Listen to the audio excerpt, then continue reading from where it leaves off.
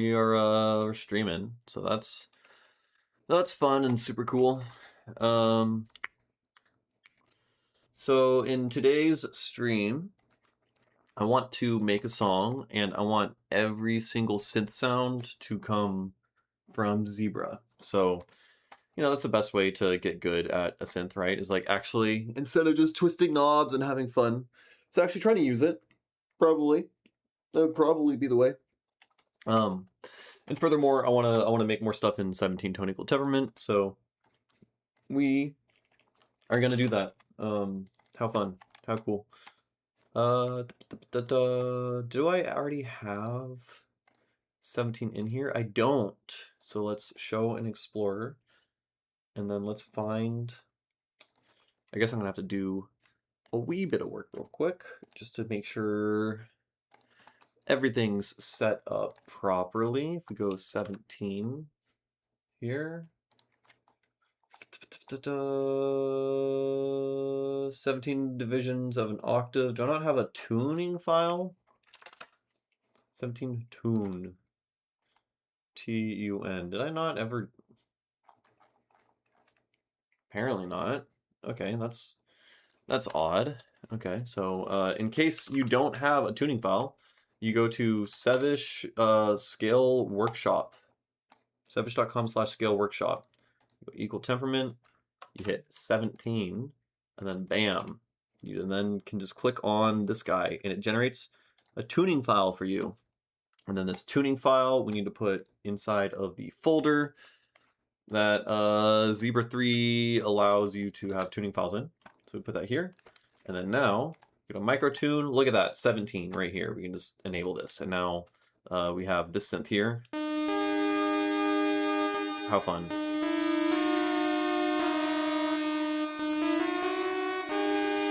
Cool. Let me just open up this thing. Hey, what's up, Mr. Leaky? Okay, so that is set up. We also need the tuning file in the project to match. So let's have a tuner here. So if we just play C5, what does this correspond to? This thinks I'm playing G sharp, so we have to lower this, I think.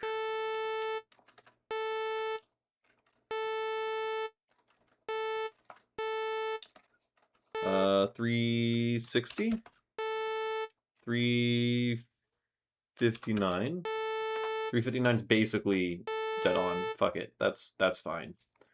And so now, yeah, the why an octave lower is 0.5 cents off. What?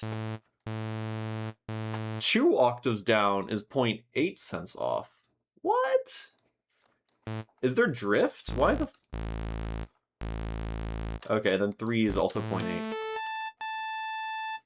Whatever, it's close enough. Anyways, now we've tuned our notes to match the thing, What's up, Jade? Welcome. Okay, furthermore, I want to add drums, and I'm a little inspired by the song that I analyzed yesterday. I think, what was it? Korean Air by Zonra. So like last live stream, I literally just spent the whole time just analyzing and recreating, breaking down a song, which I thought was a really cool exercise, but it was also like one of the most dead streams I've ever had in terms of viewership and people who were participating. So maybe people just don't want to watch that. I don't know. Don't know. But there was some cool little bits where something like that. Except we don't ever want to have, kick on the 4. And then we have something like that, right? So we had like we had a cool pattern where you just like double kicks around the snare, as like sort of a fill, right? And then you have your snare, of course, right? And then over here he goes. How cool. Very neat. Super cool. My room is way too red. I need to stop that. Okay, that's moderately better. Now, furthermore, okay, interesting patterns that it had made was it was like offset, right? So the pattern that we had that was in the previous song, if we why? It had a like two groups of three and one group of two. It was like a takita takita taka taka. No, takita takita taka takita takita taka kind of thing, right? You can try doing crazy clock at the beginning first before giving a lecture or analysis. I could. I could. I don't know if people would want to watch that. Well, you would. I know you would want to watch that. So perhaps I'm wrong. So this is a Takita, right? Two groups of three, right? This is 6. Takita, Taka, and then it repeats, right? So we can go. And it was a pattern kind of like this. And we can also, I don't know, make more.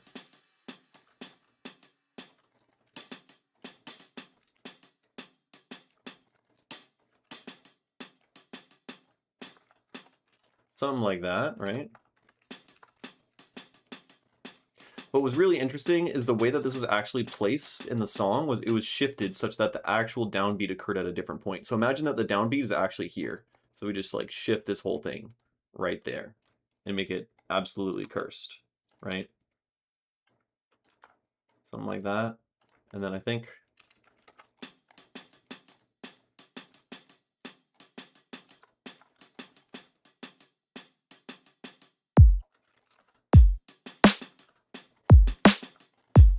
which is just kind of interesting.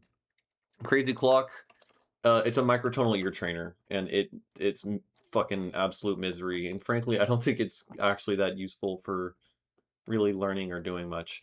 In terms of, I don't know. I feel like raw training intervals. Basically, it'll just play two notes, some amount of sense apart, and both the notes are just shifted apart. And I feel like without any other context, I've never found that type of ear training to be useful in any way.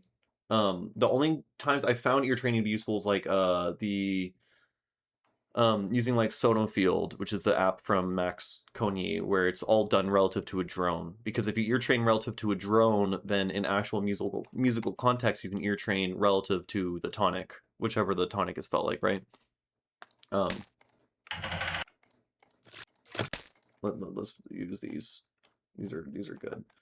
And I don't know, I just feel like it's not that useful otherwise. It just looks like absolute suffering. And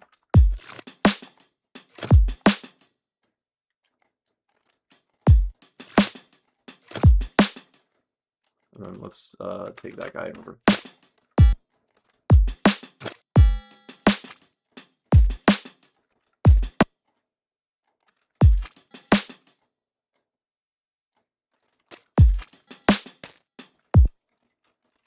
And then let's take this guy. And then let's just like have that be smacking.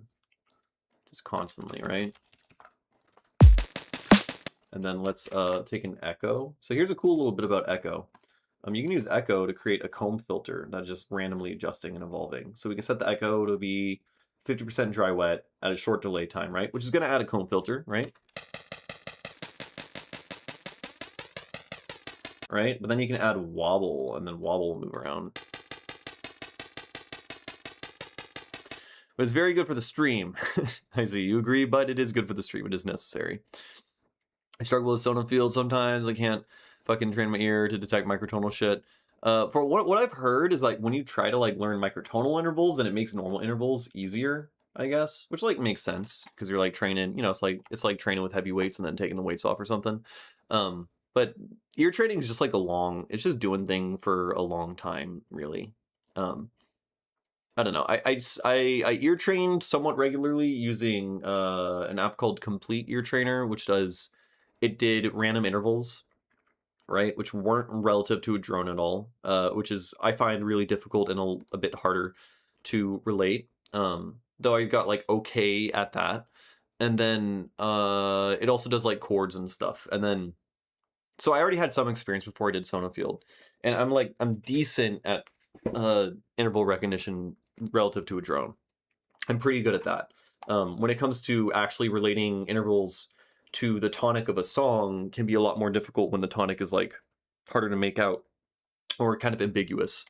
Um, but again, it's something that you just literally have to just do, like, for like, I don't know, 10, 20 minutes every single day for a long time. Sometimes I'll get like obsessive and I'll do it for like an hour or 2 hours a day until I burn out. And I do that like every day for like a week. And I do find that when I do that, I do improve substantially at ear training. Uh, but like, I'm not always like that. But really, it's just about spending time. It's like literally years doing, and I'm like, I've been doing it for like a year and a half, ear training. Um, and I also find that like there's been occasions where I'm listening to a song and my brain is just like, oh, that was a major sixth, and then it climbs up to a major second, and then it goes down to a leading tone, a major seventh, and then it goes to the tonic. And I'm like, wow, that was so cool. And I'm like, oh, that was a one chord. Like I'll just hear it and my brain will go, yes, that was that. But the only time that really happens is when I'm actively ear training all the time and using the apps and stuff. If I start slipping on the apps, then I stop kind of unconsciously thinking about it. Um, so I imagine, the more and the longer that I ear train for and improve at that, the more like it'll become more automatic and won't require me to actively ear train with an app as much for me to have that like effect. But it's still cool nonetheless. And it has helped when it comes to me like audiating or like predicting what intervals I want to play when I'm like writing music or whatever. Um, yeah, I don't know. And it's rewarding. It's fun. I find it fun, but it's hard.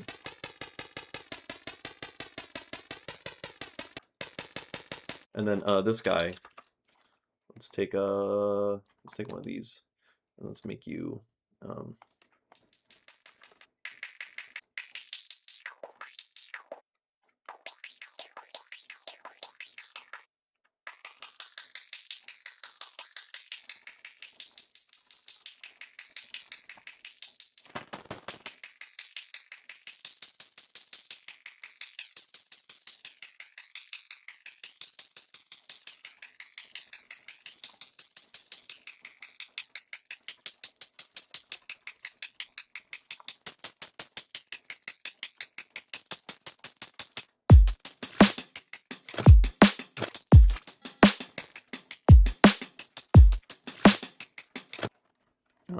And then let's record out. Wait, let's get a drum loop. Just drum loop. Yeah, why not? And then quantize. And then auto filter. Another auto filter U on crazy mode.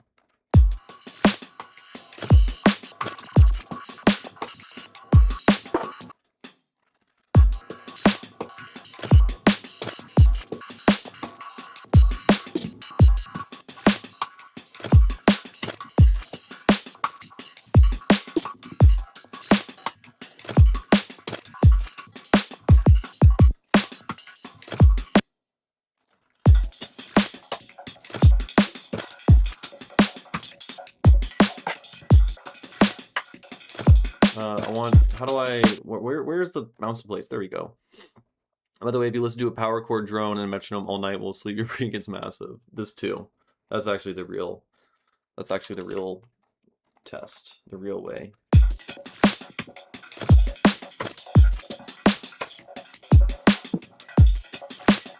And then you stereo swap on this guy.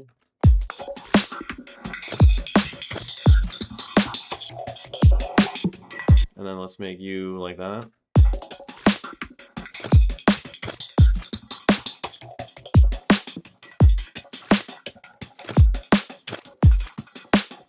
Okay, it's whatever. And then furthermore, I don't know, let's grab more. Let's just keep grabbing drum loops. Fuck it. You. Yeah, why not? And then you. Yeah, perfect.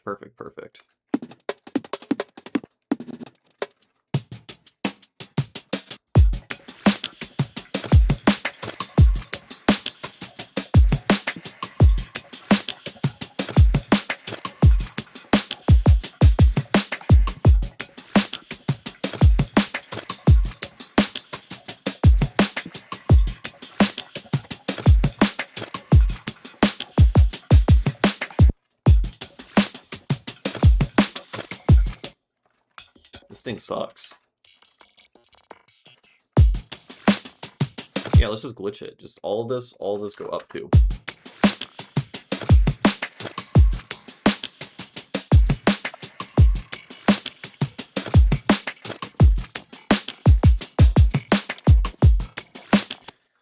And then drum fill. I guess we could use another addictive drums instance. So let's just duplicate this guy. This guy right here. Duplicate, and then you, something like that. Funk, crisp and funky, and then beats, and then we just type in fill, because I don't know how to make drum fills. Fuck that. Why do that when you could just use addictive drums?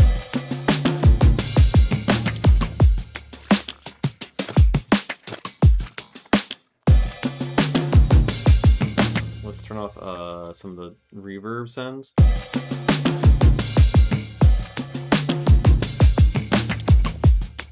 It's whatever. We'll work on that later. Fill. Right? Okay, cool. We have a bunch of drums and stuff. Now, I did say I wanted to do everything in Zebra. We're in 17 tone equal temperament. So what do we want to do? We need a key for one. Let's do, I don't know, let's do like G major. So G major, our whole step is 3 steps, our half step is 1 step, right? This is our scale.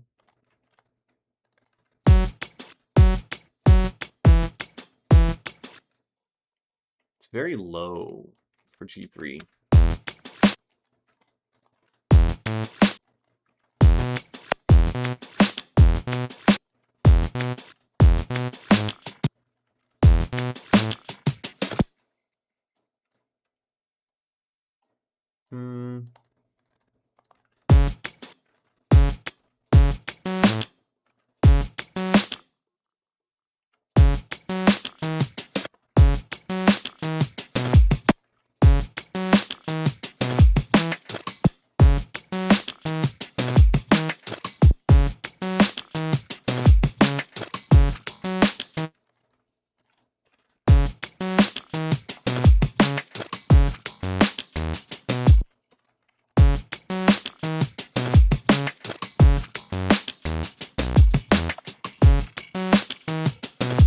Okay, something very basic like that. And then we want an effects, like we can put, I don't know, folder.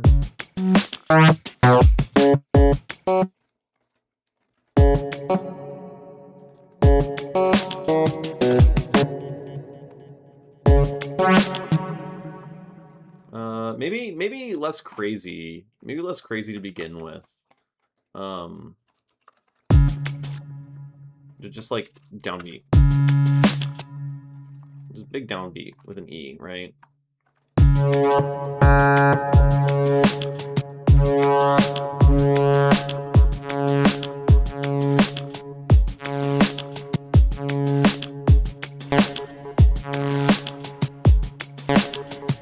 Cool. Oh, with the bias, it just like appears. Kind of interesting. What if we do a fifth? Right, so that would be neat.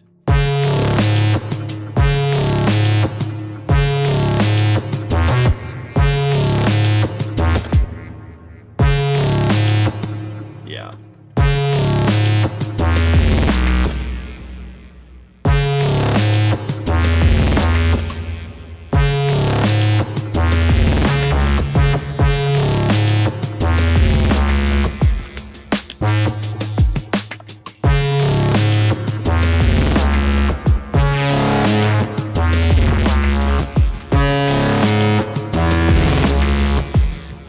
Fucking cool. What else do we want? Can we put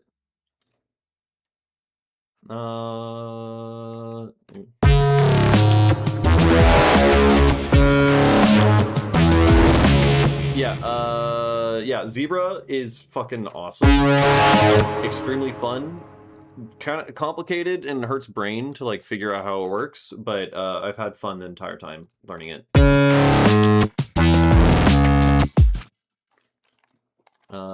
And then so we have like a call and we can have a response here. So let's make a response patch. Which I want to be kind of ARPy. So the response patch, I don't know, can be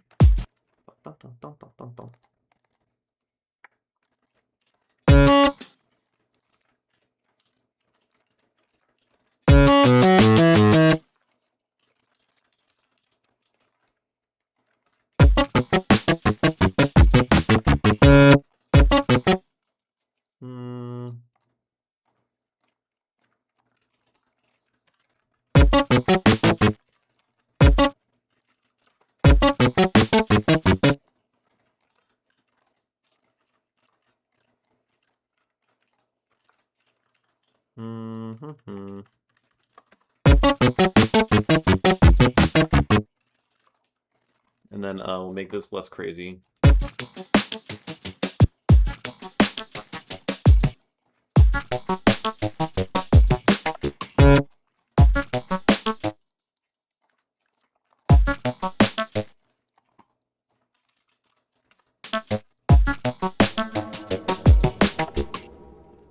That's fun. Let's get an auto filter on that. And then this guy.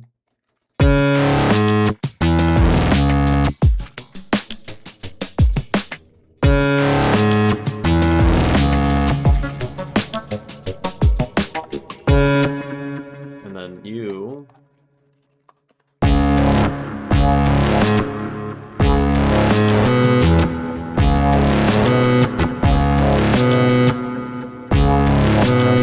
Weird vinyl crackling from the synth though, unfortunately.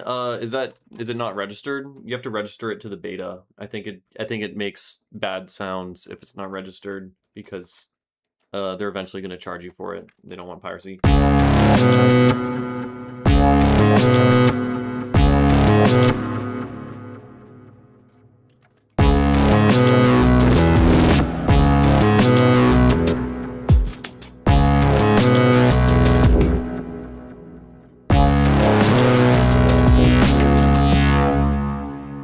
I fucking love wavefolding on these chords. So that's a D, so we can play an A in between.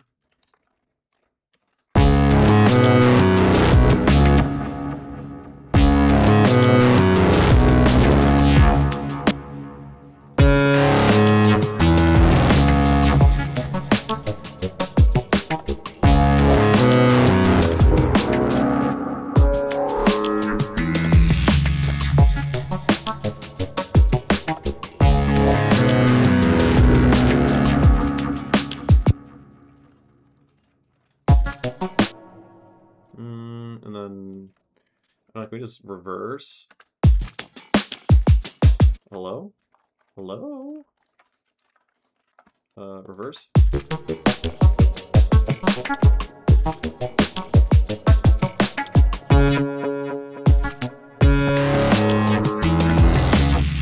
Like that bit there is kind of cool.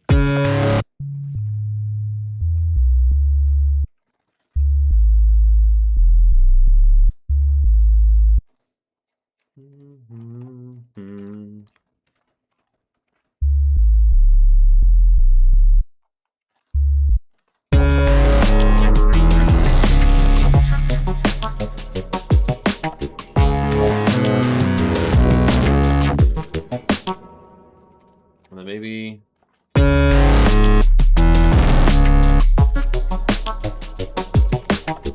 and then we can go maybe into, what do we want here? Folder, no, filter.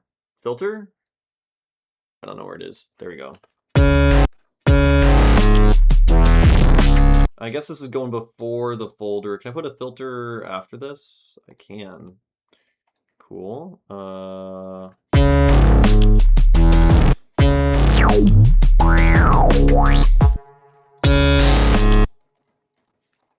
I not look at the awesome fucking... Oh, I can't look at the amazing menu? That's so annoying. You can't look at the super cool filter menu when it's in FX out.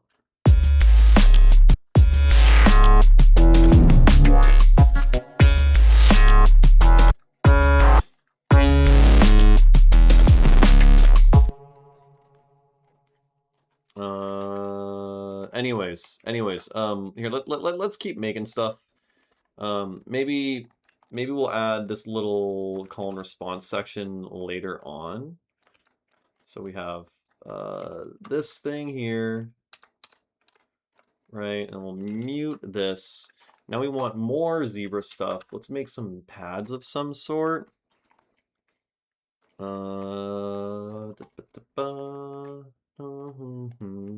And then let's go, what, FMO? And then let's go, let's just paste this here, because this has our scale in it. Though I think we're gonna start with like a E minor 7 ARP thing.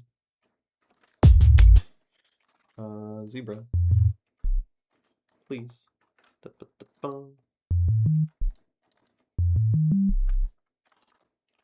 And then 17 tone equal temperament is prime, so we don't have a 600 cent tritone, which is kind of annoying.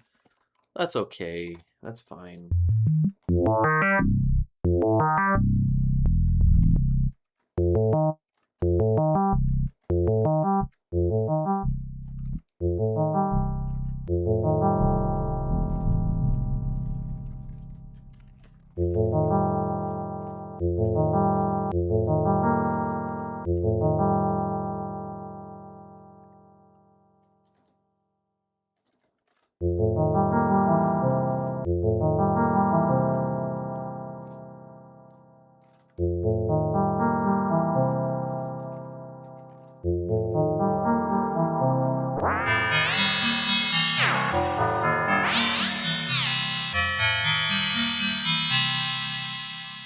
Let's go modal.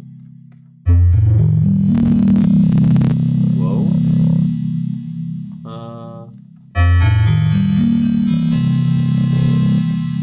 And then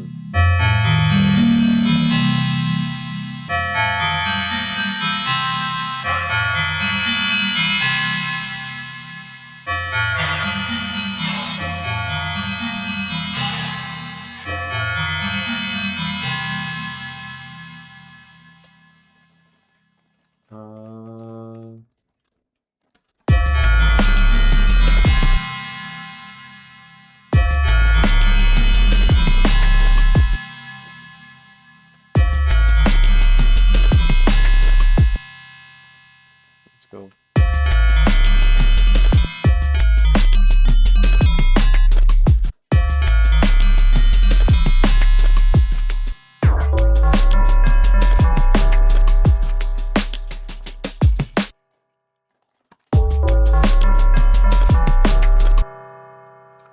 And then let's fold.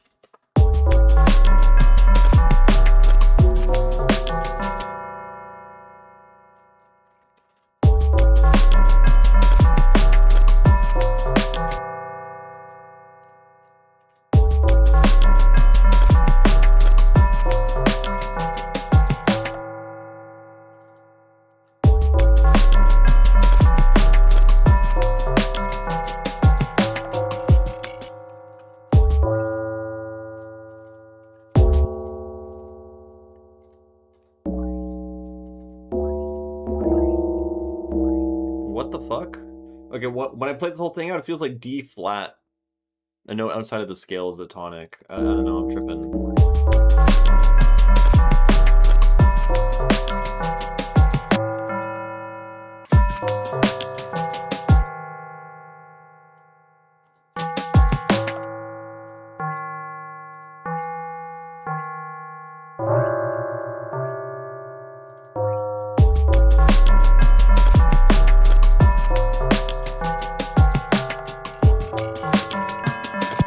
Let's duplicate this thing over here.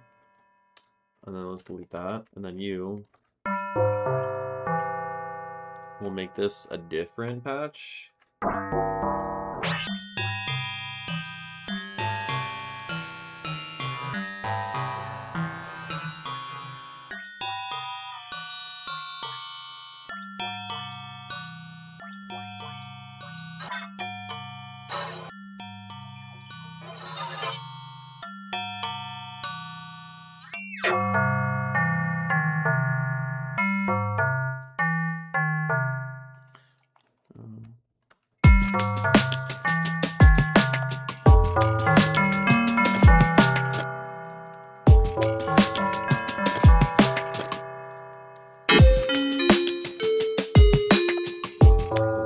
Am I at the octave limit? Why? Sounds fucking off. Maybe it's because of I didn't microtune it. I'm fucking stupid. Wait, were they all not microtuned? Are none of them? That's why. Oh my god, I'm so fucking dumb. Oh, okay. Some of them are, but those definitely were not. Okay, all the things I just was writing. This guy is though, right? Okay, the initial base patch we were making. All right. I'm very stupid. We were writing in some weird ass scale in 12 Udo, because I tried to fit everything in another thing. Anyways, now this is. See, now it actually sounds like major and not like some weird diminished, half diminished scale.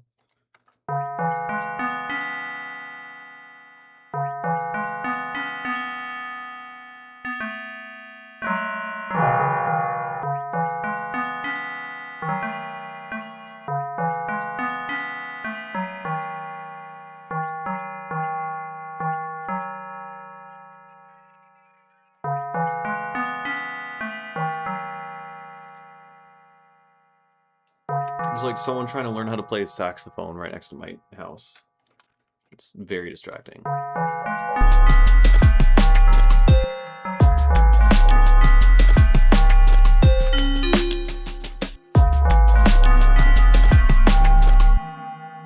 And then I want more delay on this.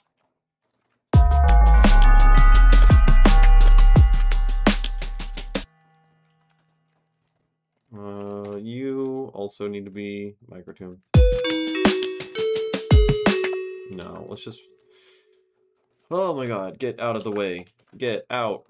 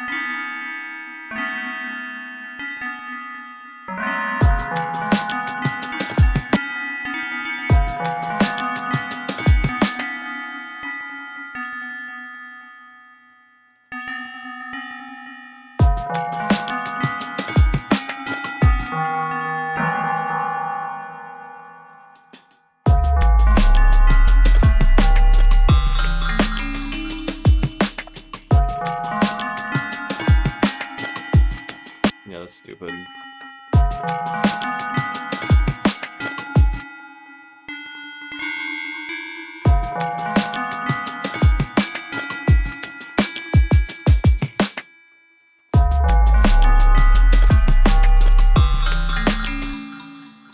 And then this guy here. Let's get a filter on you, and then let's. I have to get good at using this thing, so let's put an envelope on you.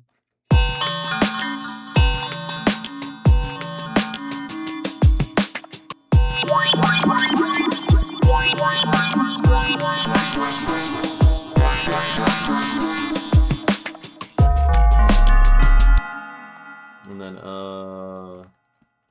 I don't like that.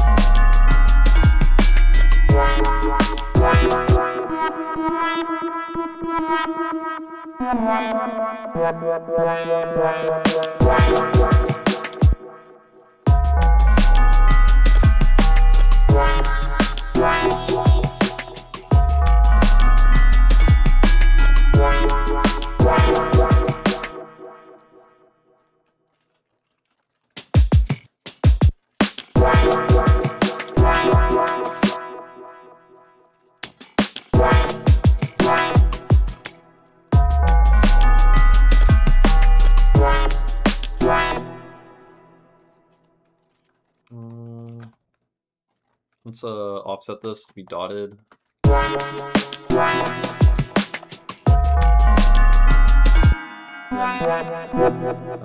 Let's do this, and then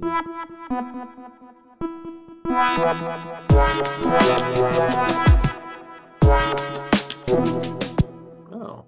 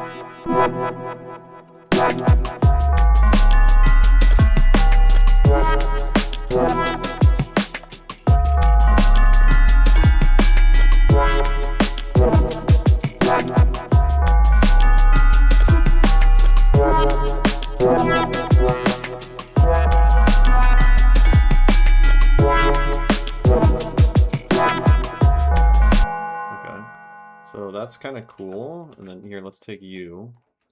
Let's paste. Oh my god. Click, copy, paste, paste. Jesus Christ. Okay.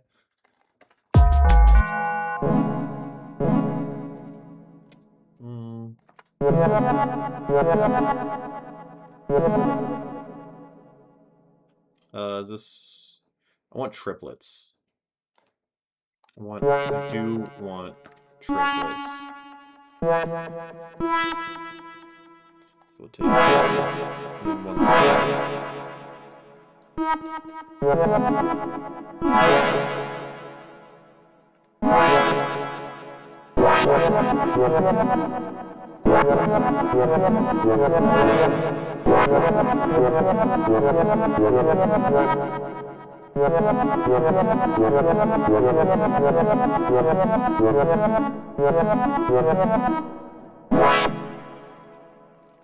and then here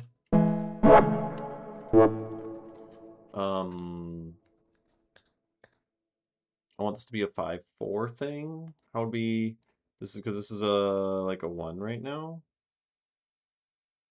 Right? So to do that, we need this guy to go down.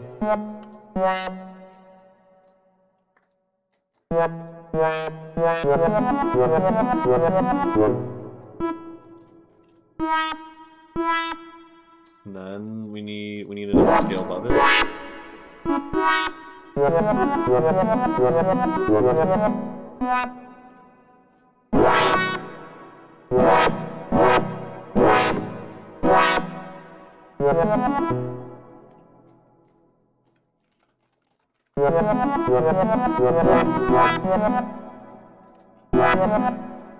Oh, that's supposed to be like that. D, G, D. Oh, okay.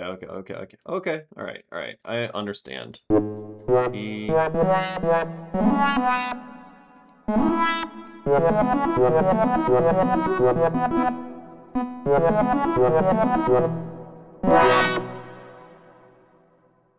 What if we cut that? We make this 5 tuplets like that. Something like that. That's kind of cool.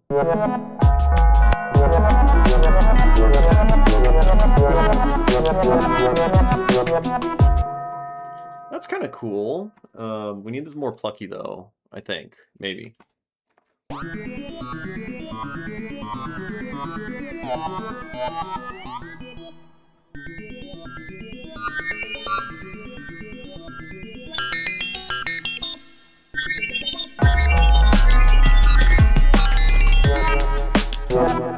Right, you.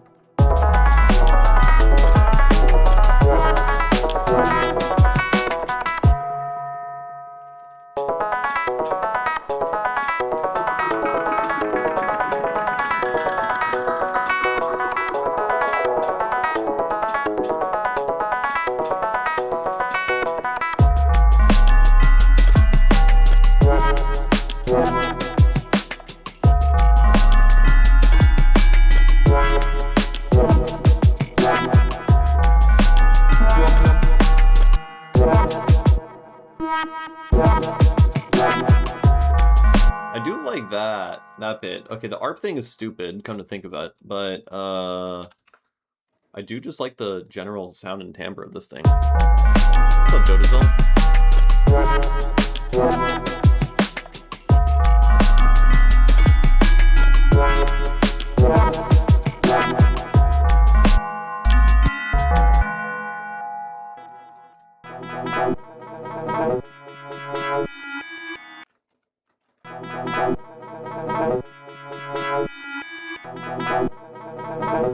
Okay, cool. If we take this, then we shove that to be that.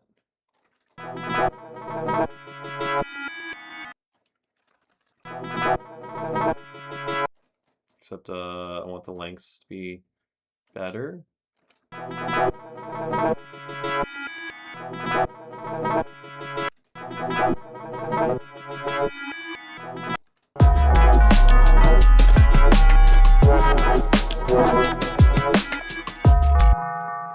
Okay, that's like kind of cool.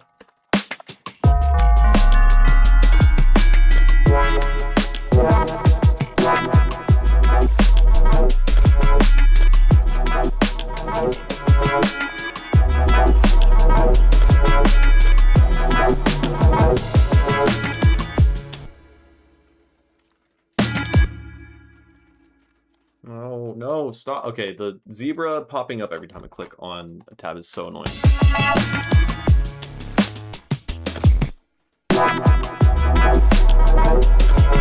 Yeah, the ARP has to be in a separate section. That's why I'm not removing it, I think. Like, we could use it in, like, in a dedicated bit. Or maybe it is just too many notes. Maybe I can, like, ×2 everything, you know? Like... Yeah, it's just too many notes. It's too fast.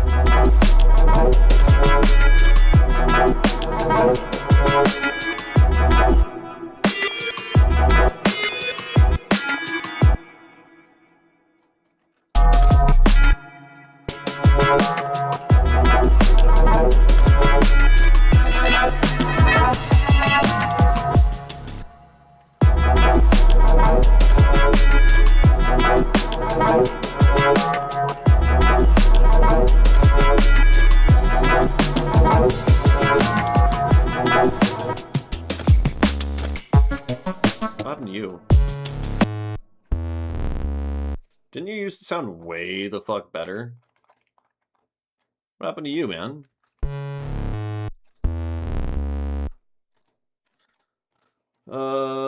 Fuck. Open up, please. We had wave folder on you. Is it just like too low now? That did not do it. You?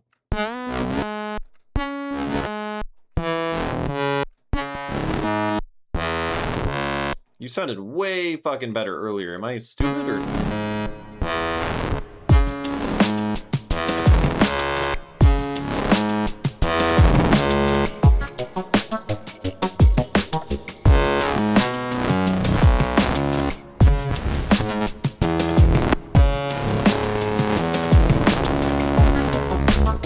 What did I do to you?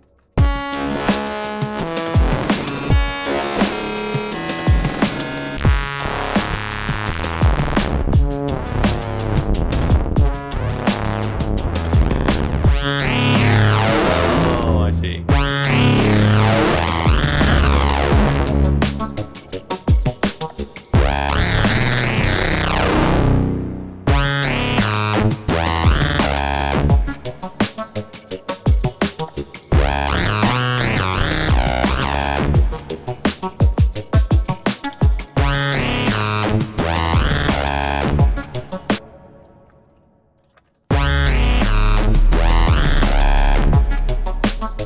Like, that's kind of cute. The response is stupid, but what if we...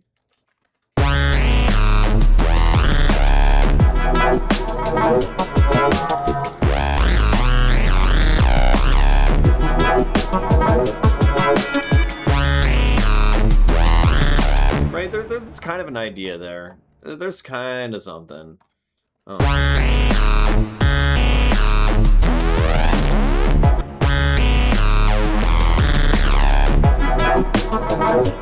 What if we... I think the detemper knob works also for microtonal tunings, so... Yeah. So, I've talked about this a bit, but one really cool thing about Zebra is it has a detemper knob, where basically any interval, it will try to detemper any interval to just perfect ratio. So you play perfect fifth, you twist this knob, it'll try to make it 3/2. Right, so like right now I'll play 5/4 in 17. Right, you can hear there's the beating. And with the hypercalibrate knob all the way up, it sounds better.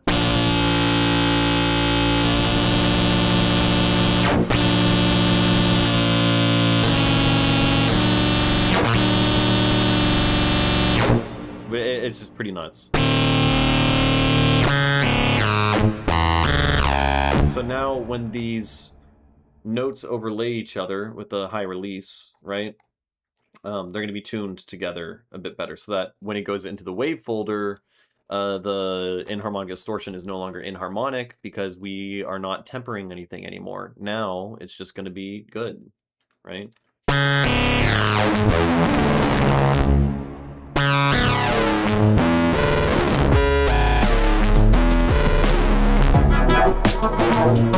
But there's a clusterfuck of ideas here.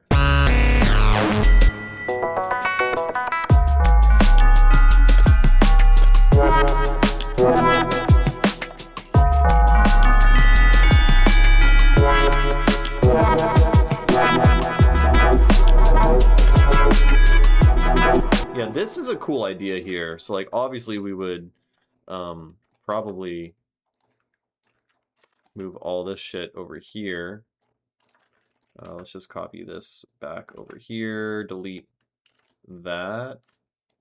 You get deleted, and then we can have that be an idea that persists over here, and then we duplicate this thing over here, and then we can take this guy, unreverse it, and then let's see what we have. We have these sounds.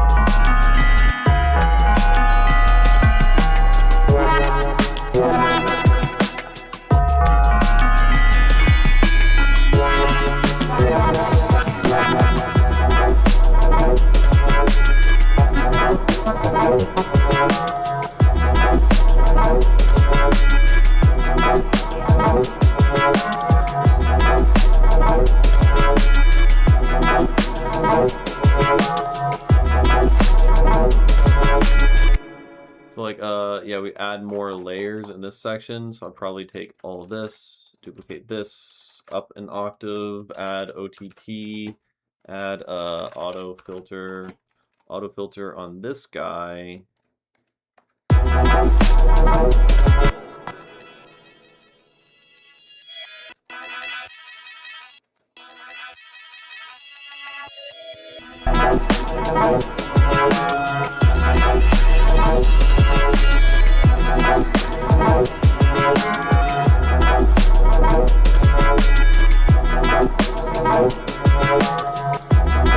So some shit like that.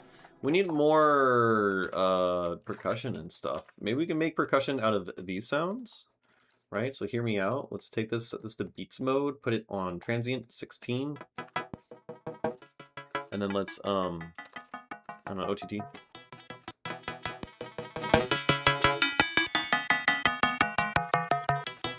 Got an auto filter. And then, this auto filter, let's set you to squiggly random crazy. Squiggly random crazy, yeah?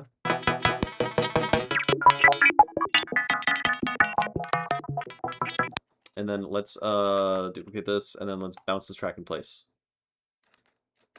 Right?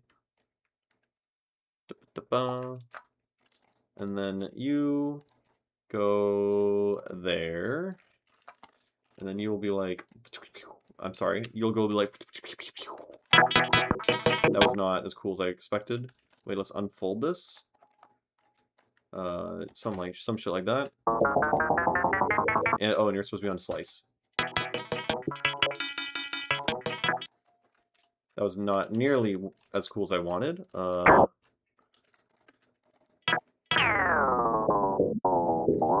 Hello, slice mode. Thank you.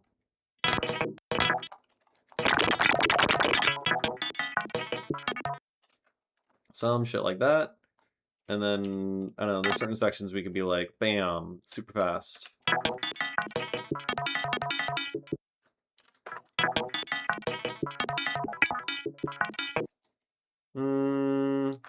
Maybe instead we'll make it like hi-hats. We can like fold it.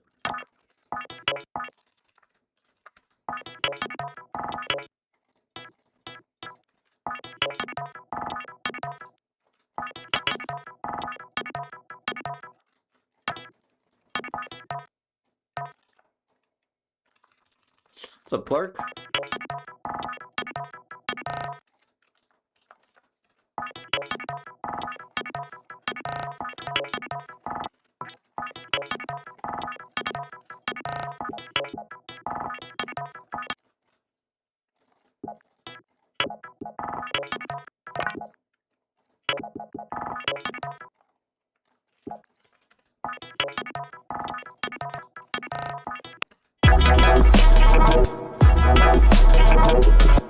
And then let's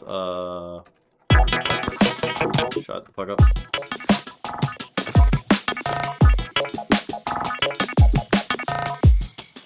Right? Some shit like that.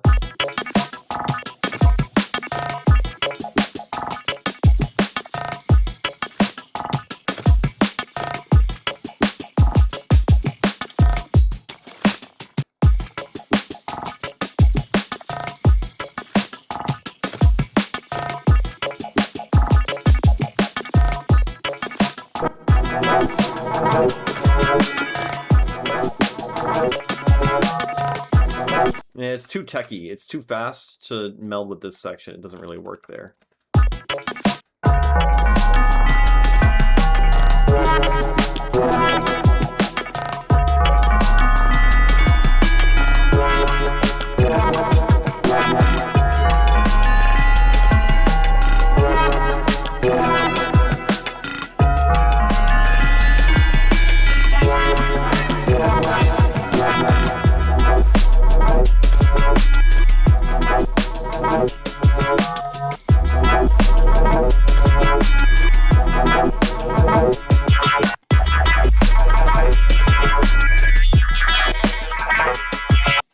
It all sounds it's just too clusterfucky, you know? You know?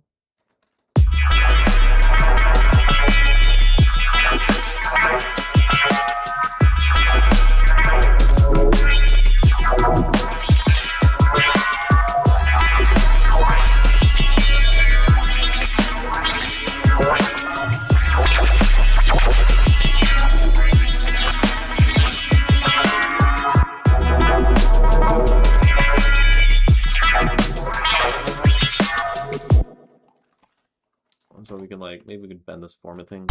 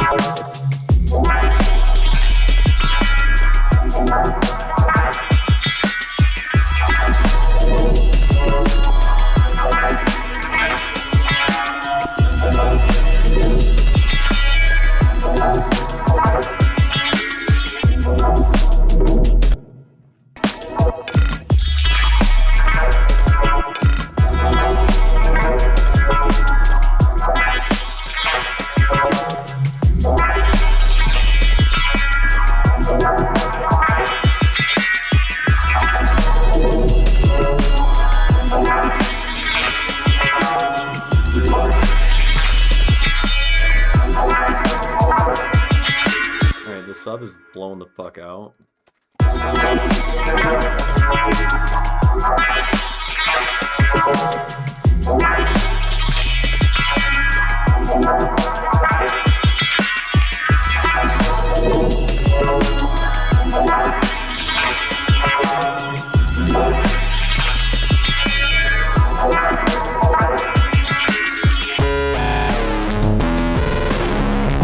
So okay, the mix is so bad. Oh my god. But you can kind of see the vision, right? Riser, just get a bunch of risers, put them all right there, right? Some shit like that. That sounds so bad.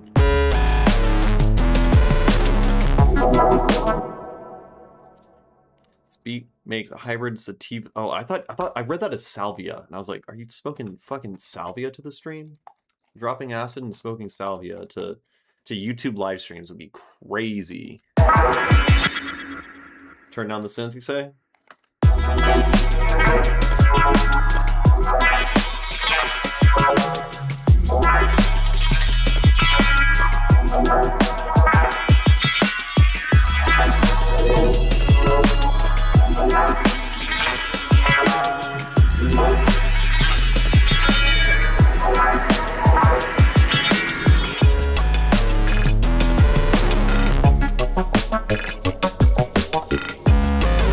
This thing sucks. We need a different response, but this can work.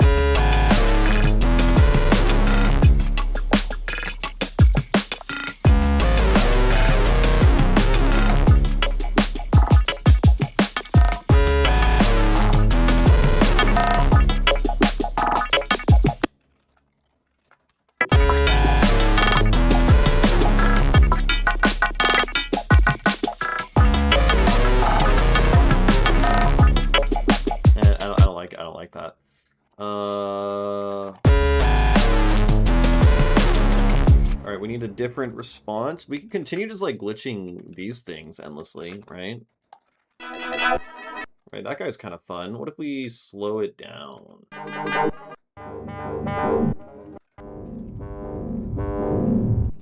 Then we squash it.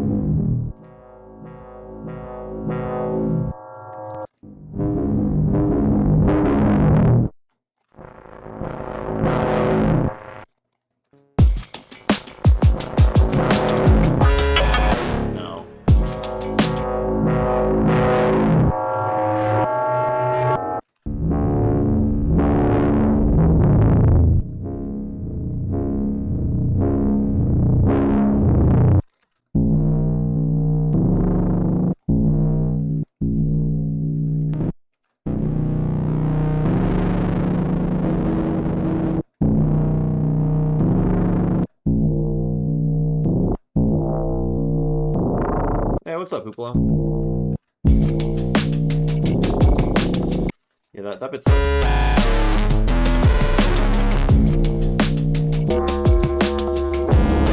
Yeah, no, that's terrible.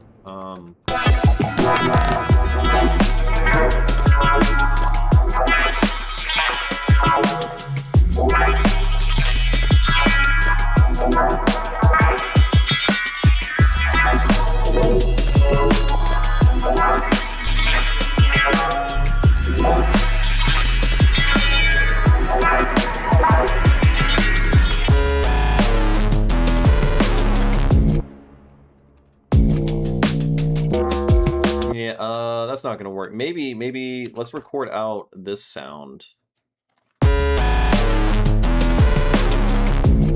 This guy. And then now we hit this guy. Hear me out, hear me out. We hit this guy with the super, actually, yes, keep it as a low pass filter on crazy LFO. Less crazy.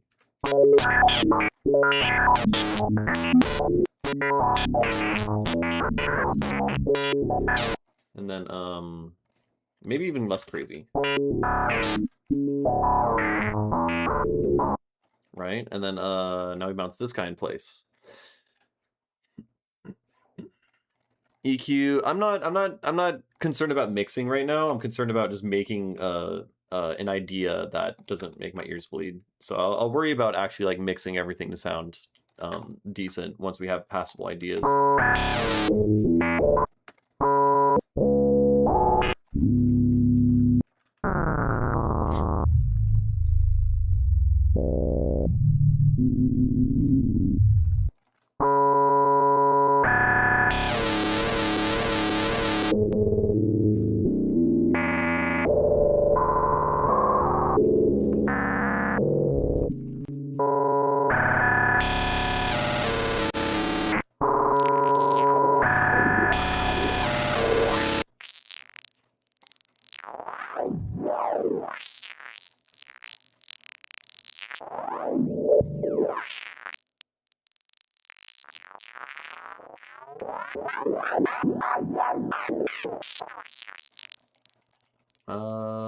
Let's just bounce this place, fuck it. That dubstep type, no, I mean, it's all dubstep. Have I heard of Jacob Collier? I have. Yes, I have. No worries, man. I'm just stating that. 'Cause sometimes I do mix as I go, but like if the idea isn't even good at all, then I feel like there's no point mixing. But like what you're saying is good advice. I'm just not doing that at the moment. All right, yeah, this thing sucks ass.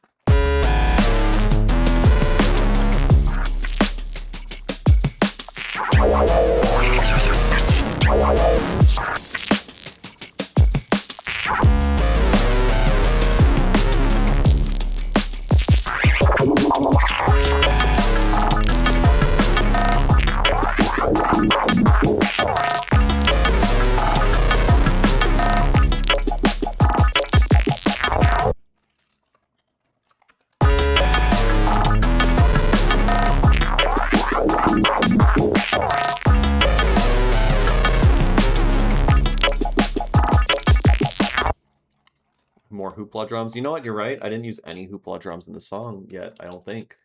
Maybe the snare I did? There's probably a Rhizomorphic. Yeah, it was a Rhizomorphic snare. Hoopla. Fill? Drum fill. Bam.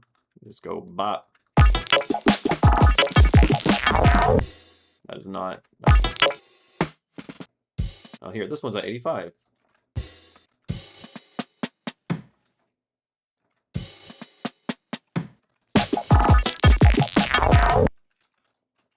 So there's a clusterfuck of a billion sounds going on. Jacob's a microtonal god for sure.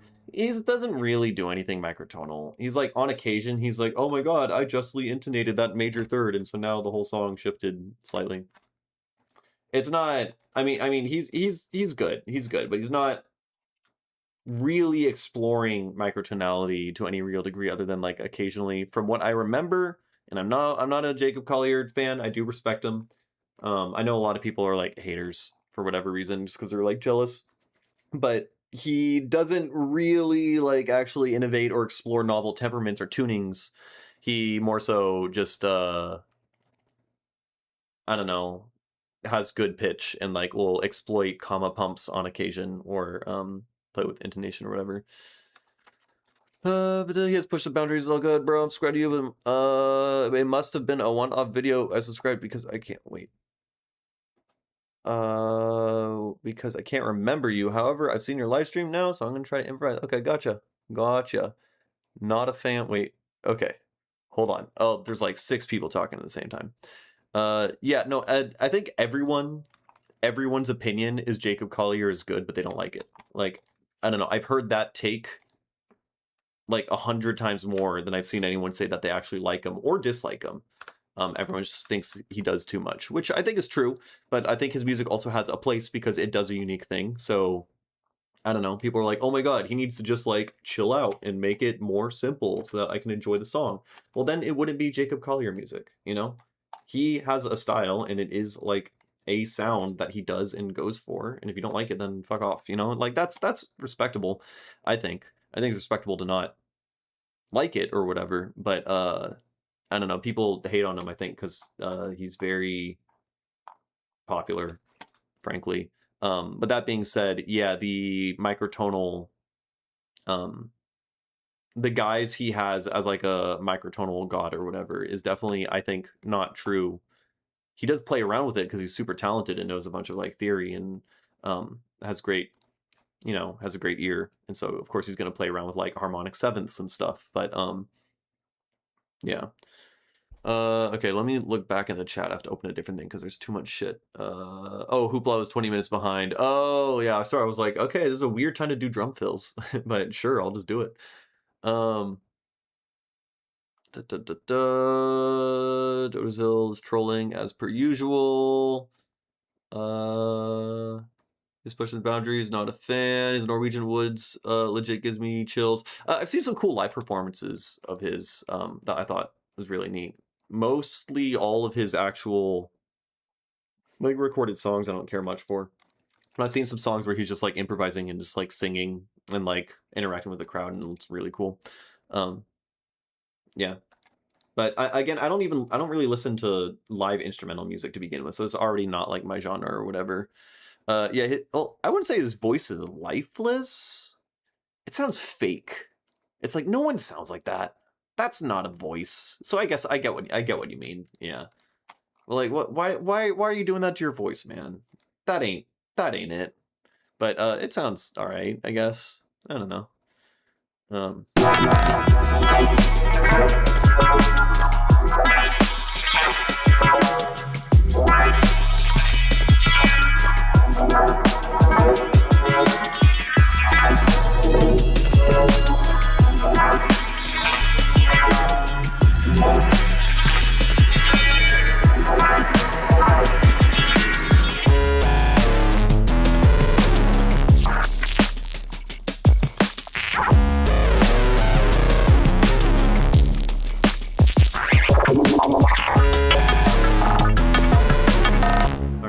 Snare. Just more snare layer. Just give me some more freaking snare layer, bro. Yeah, fuck it. Fuck it.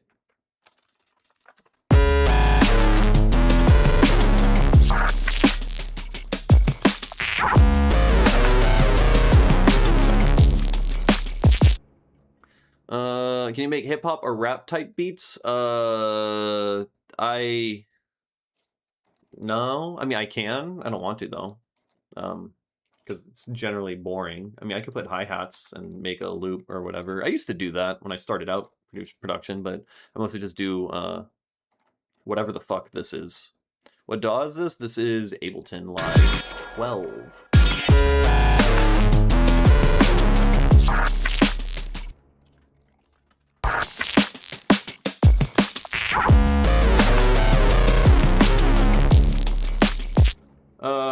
Yeah, I don't know. I mean, I think he's just like a savant who just likes doing a lot. he just likes doing a lot of everything that he possibly can in a song, and it just ends up being like a fuck ton of stuff happening all at once. But there's plenty of music that does that. Like listen to jungle music. It's like, bro, that's enough snares, all right? Like there's so many snares that you can just dance in whatever possible way you want, and you will always be moving your body to some snare. I think it's too much personally. A lot of people like it.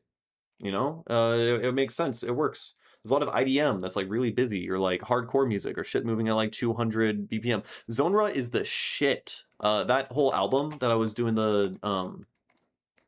doesn't he have a new album actually that is released? I'm not even keeping up, but The Folded Road, his album from a couple years ago, is like, I think my favorite release of the past like 3-4 years. I keep coming back to it, and there's so much goddamn depth and sounds so good.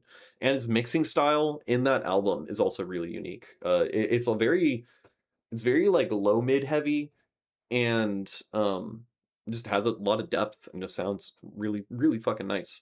And there's a lot of really cool, just like insane musical shit going on, cool time signature stuff, um, harmonic stuff, sound design, everything.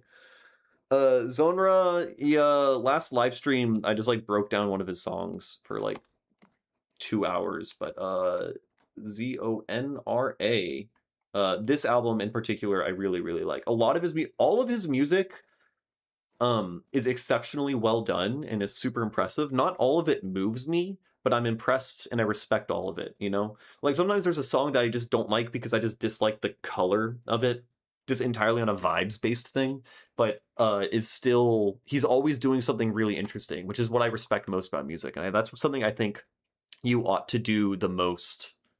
That's the most important thing to strive to do as an artist, is to try to innovate and make a statement with a song, right? Are still talking about Jacob Collier? Oh no, yeah, I shifted things because I don't really care about Jacob Collier. He's cool. He can play a polyrhythm with all of his fingers. Oh my god, crazy. Yeah, Zonra is really good. So I think he has a new, present tense, and Rhizomorphic has Rhizomorphic has a release on this, which I've heard this one, but I've not listened to anything. Oh, Snopes remix. I haven't listened to Snopes in a while either, but Snopes is also. Oh yeah, no, Snopes has collabs with Zonra also. Yeah, he's real good. One of my biggest inspirations when I started out producing music was this dual producer album, EP, whatever, is Zonra and Somatos collabing on like everything. This is one of my biggest inspirations when I started out. Really, really good.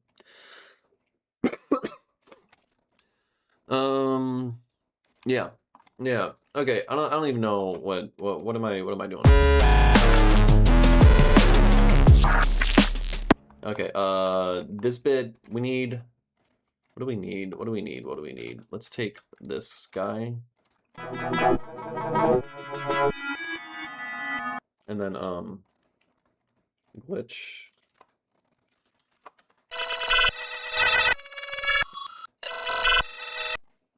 What do I want to do here? I want some like crazy harmonic sounding glitchy stuff. I guess in the spirit of we're supposed to be doing everything with zebra.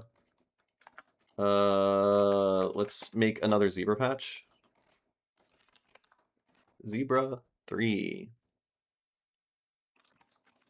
Analysis stream was super good. Okay, I might do more of that. Because I felt like no one gave a fuck because no one was commenting really during the stream, which was fine.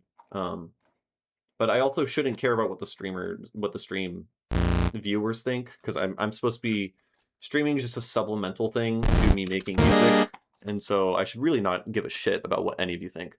But yeah, I did feel like maybe I shouldn't bother doing that again. But if people really get stuff out of that, then I'm gonna keep doing it. Maybe I can make it like a regular thing. Maybe people can vote on songs to submit, though I'm probably just gonna want to do songs that I think would be interesting to break down. But at least like breaking down drops and stuff like that. Like doing a whole song's kind of crazy, but it was fun. Okay, what do we want to do with you? What's the easiest way to like warp a wave? You know, like push it all to one end. Because Copy that bass melody and paste it some sort of synth and delete certain notes out of it. It'll sound, yeah, that's basically what I'm doing right now.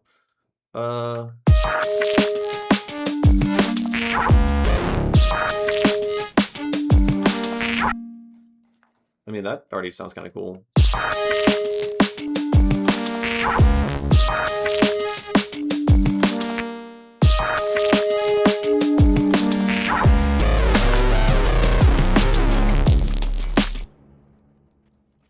And then, I mean, we can just paste that over here. And then you...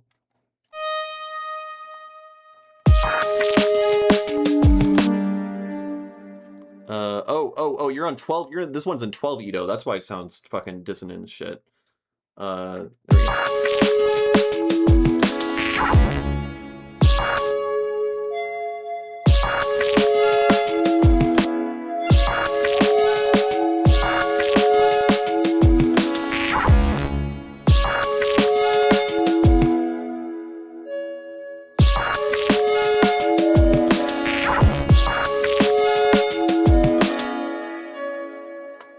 So like a little bit of like spooky microtonal shit right here.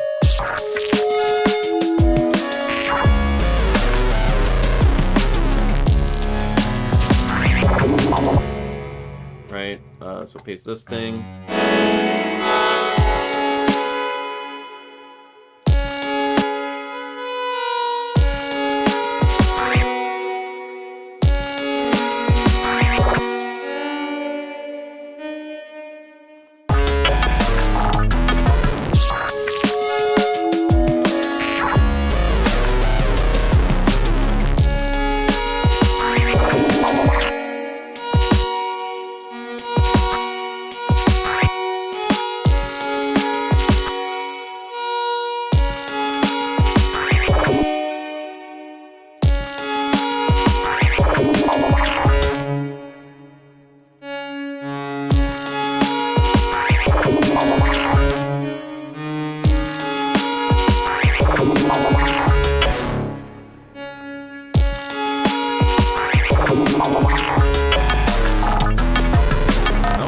Do anything to the sound, honestly, beyond that. I think it already sounds good.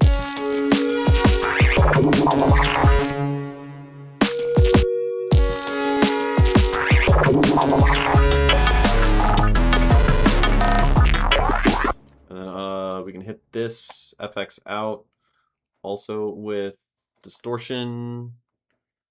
I'm not gonna. All right, we can. There's a limited amount of backseating you can do. I do appreciate suggestions, but if I'm ignoring you, don't keep suggesting it.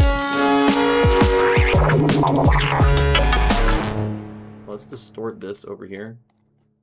Oh, that's cool. So these two notes are a really short distance apart, and they both have a high release. So when I start distorting it, then you can start hearing them beat together. It's pretty neat.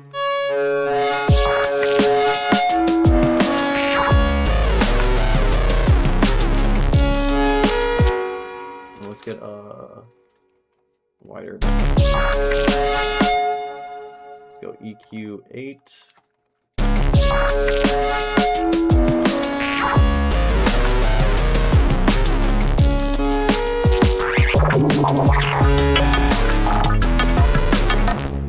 That sound there kind of sucks.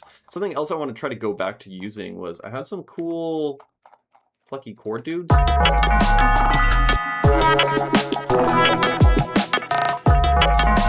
I want to mute the fucking... That guy sucks now.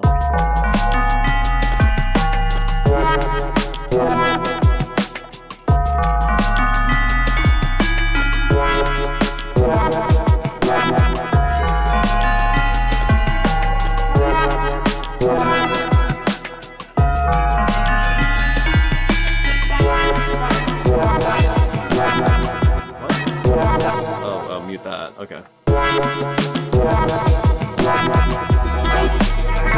And then yeah, this section sucks. I don't really like how it's mostly the release here. Oh, we don't really have any risers or anything.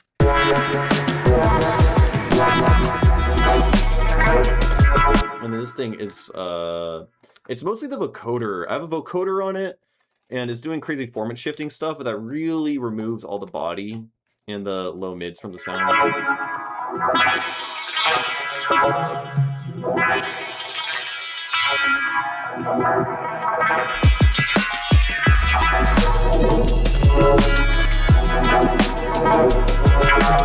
But the problem is, if you dry wet mix the vocoder, usually you just get really awful comb filtering everywhere. It's pretty good.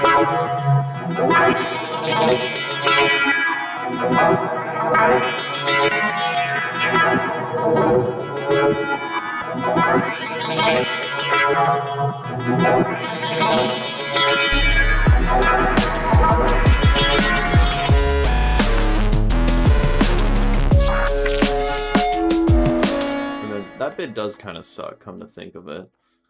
Maybe we can hit it with a auto filter. I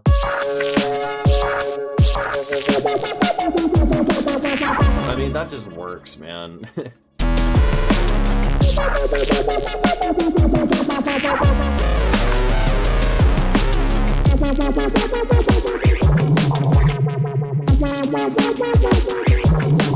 Okay, so we can hit this with a... That goes into triplets right there.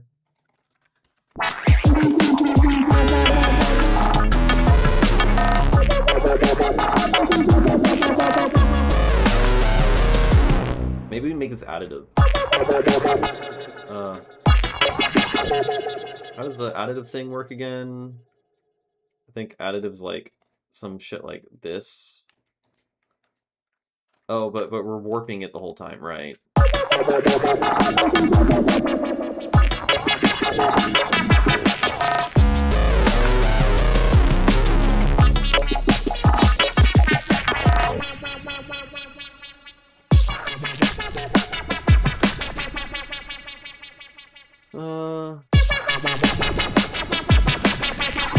But what are you doing? No, it sounded better before. Maybe I just add another oscillator, and then this oscillator. There we go. We make this additive on the funny spectral curve thing. And then we make this 4 in.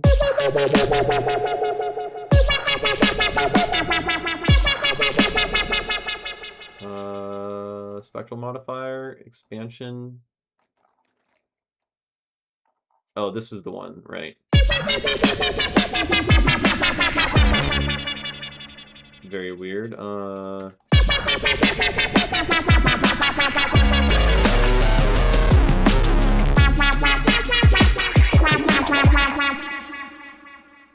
Yeah, it is a mess. It is a mess, I know.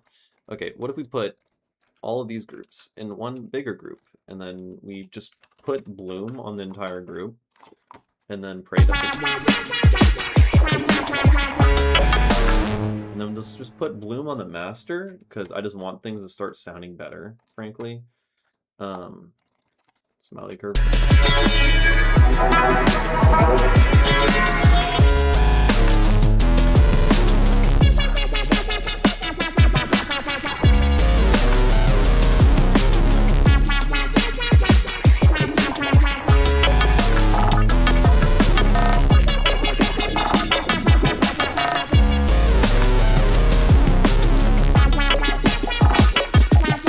Let's record out from 35, group number 35, record.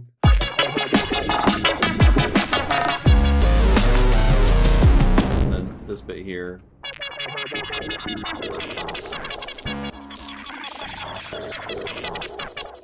And then you go down here.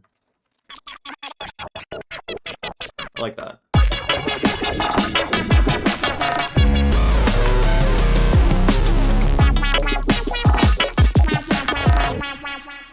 Okay.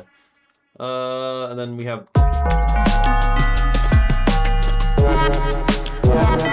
Okay, I want the snare to be way softer in this section. Way softer.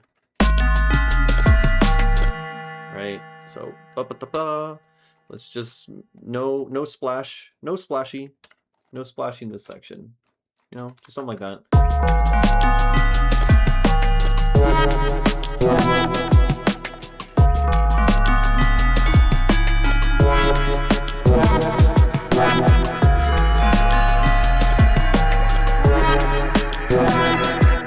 That thing is so fucking loud. Shut up.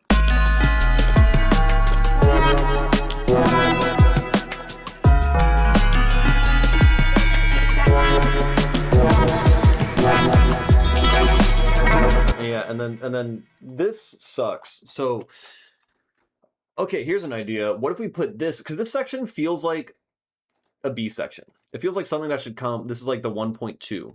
So maybe we take this whole fucking thing, and then we just paste you over here, and then we just delete that. And so the build up, we need to work on the build up still. Right? We make this the main drop, and then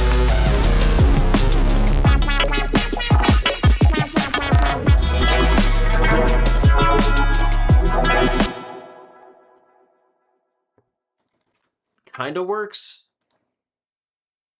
This section is just kind of strange, man. Maybe like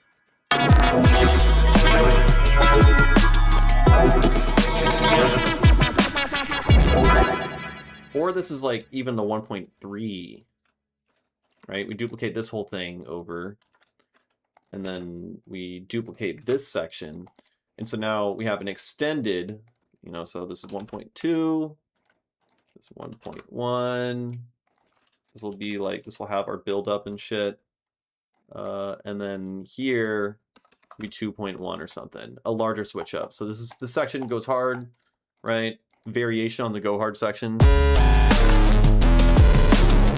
and then more build up, and then we go into this thing, and then we go into this thing, and I don't, maybe it's like just the mix down. This section sucks. I don't know. Okay. How do we make variations in this section? Well, for one, we can change the wave folder distortion amount. And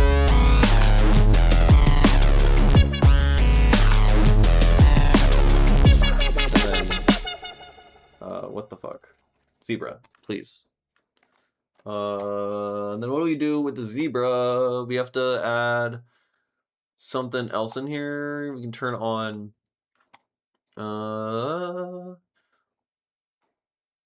we can do a filter, and then let's put LFO on the filter.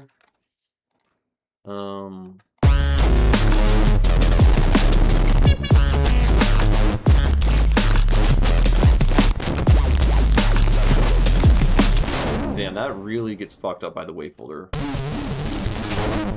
Jesus.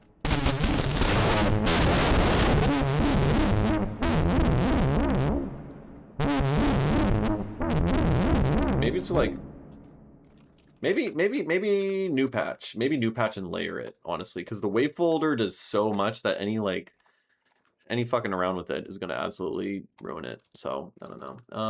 So let's just duplicate this, and then let's delete that shit there. Is that on the new one? Yeah, that's on the new one, right? And then you will delete that, and then you pitch up.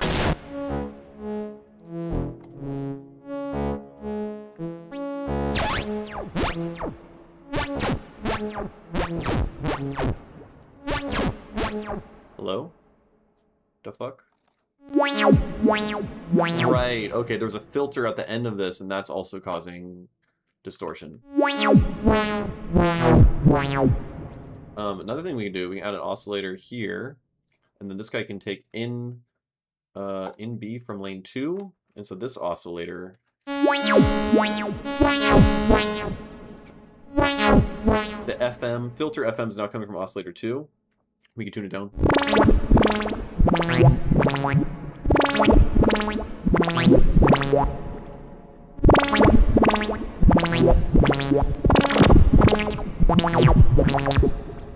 Pretty cool.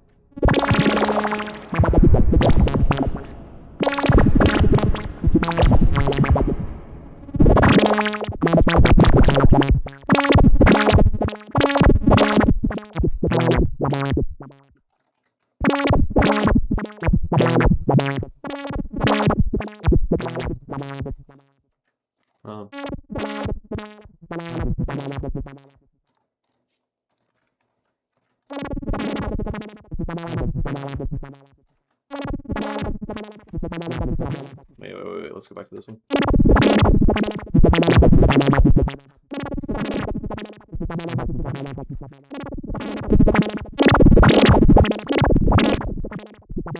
I'm just trying to find a good filter, but I like this one more.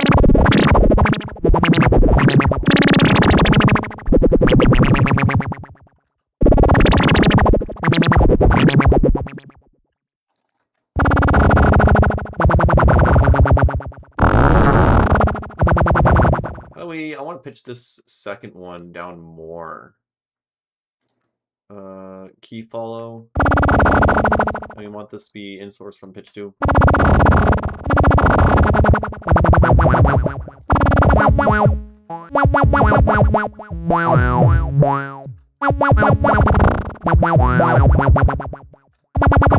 Interesting.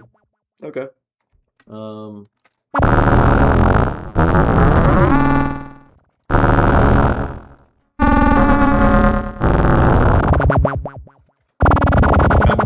I need to stop. I ruined the sound. It was sounding better, and then by the time I decided I'm done, I'm tired of tweaking this, I ruined the sound. How do we fix it? You go on you.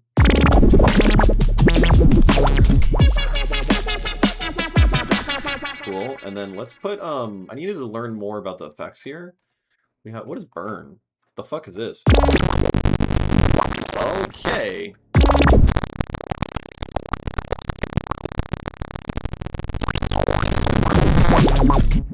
Why does it destroy my whole master? Is it destroying my CPU? Oh, that is destroying my CPU. What the fuck are you? What? Let's find out. Burn.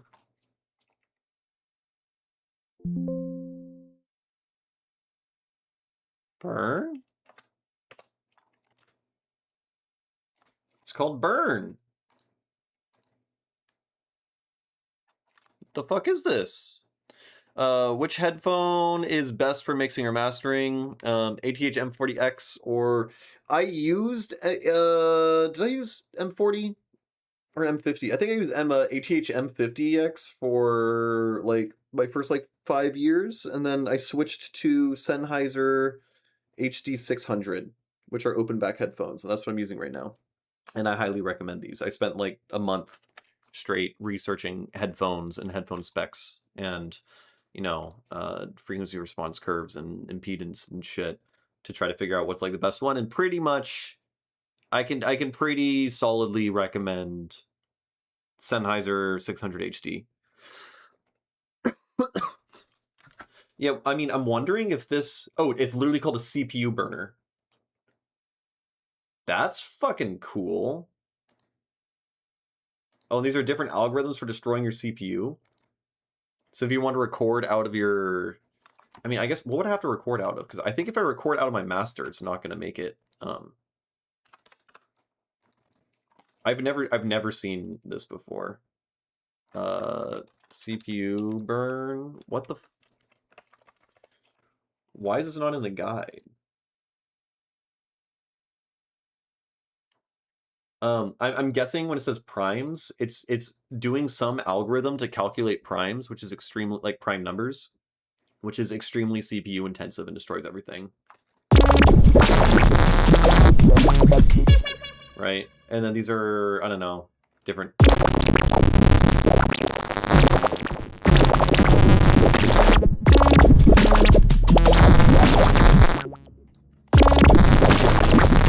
I mean, it is different types of CPU destruction.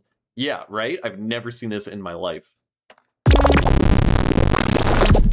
which is really oh my god, this would have been perfect for well, again, how would I record this out? Because I'm pretty sure, yeah, if I just record out from this, it's gonna not capture the sound of CPU, right? Right? It's gonna just be normal. Yeah, it doesn't record it. So I would need some sort of like external recording thing.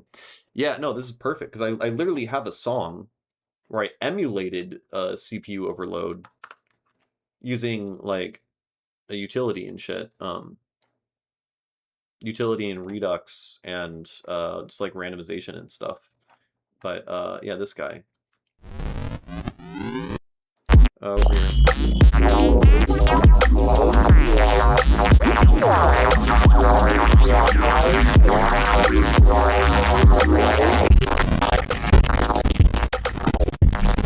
Well, technically what I'm emulating here is dropout, where like the signal between the left and right speaker is having some like packet loss, and so it keeps like trying to catch up, and so it's like keeps pausing and buffering and pausing as they're trying to catch up.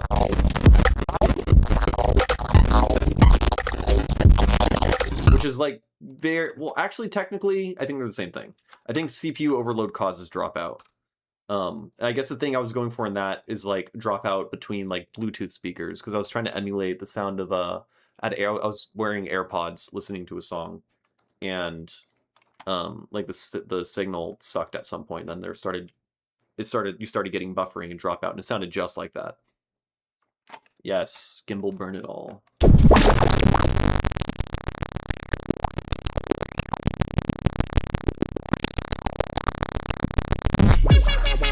Wait, hold on. I want to look at my task manager. Oh no! Wait. Okay. How do I make it so that you can see my fucking task manager at the same time? Can I pin this? You can't pin task manager. Bullshit. Anyways.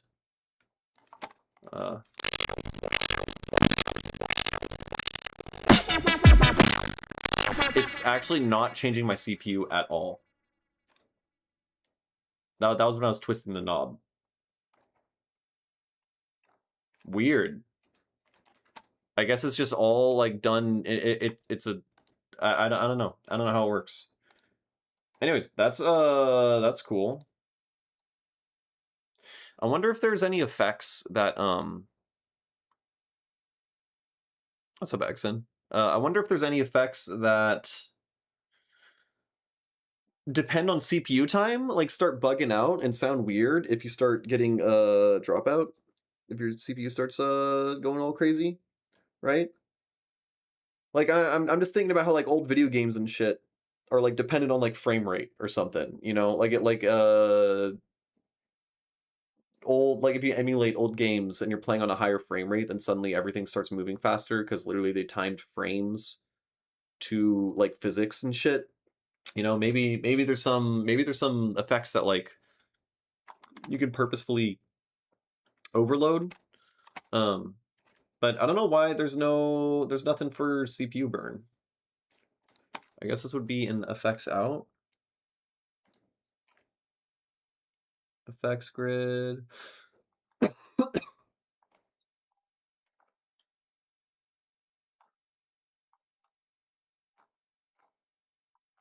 Mod effects, chorus mode, flanger mode, phaser. I mean, there's a lot of these other things that we can try out. So let's do wait.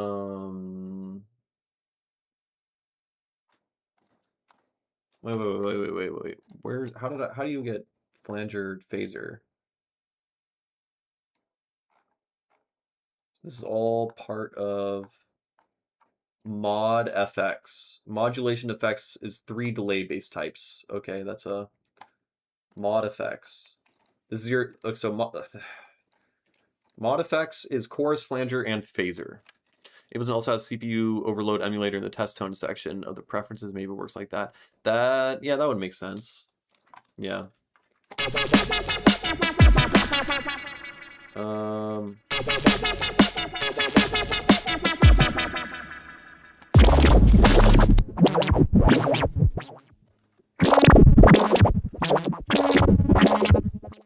So chorus is causing...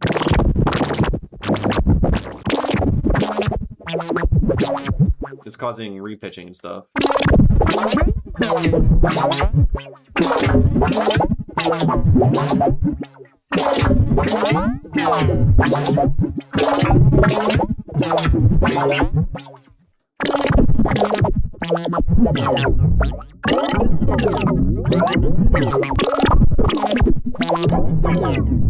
The phaser is kind of boring.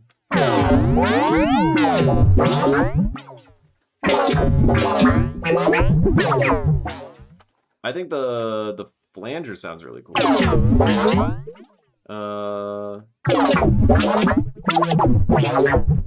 Yeah, fuck it. What do we put into a folder now? Okay.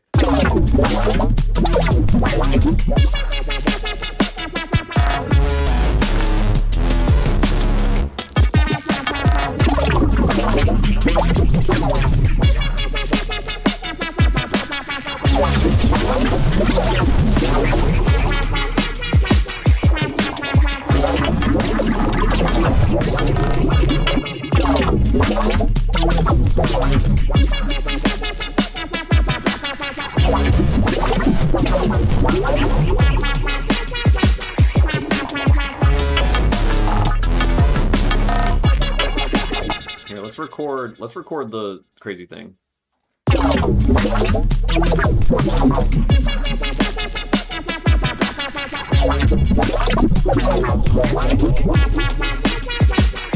Oh, what the fuck?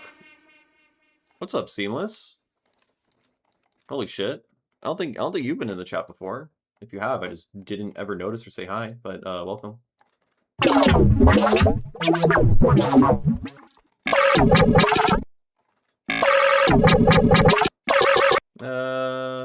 Let's go.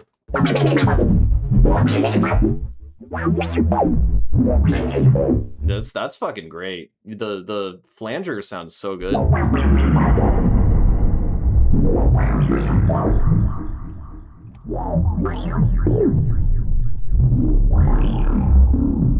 Yeah, that's nuts.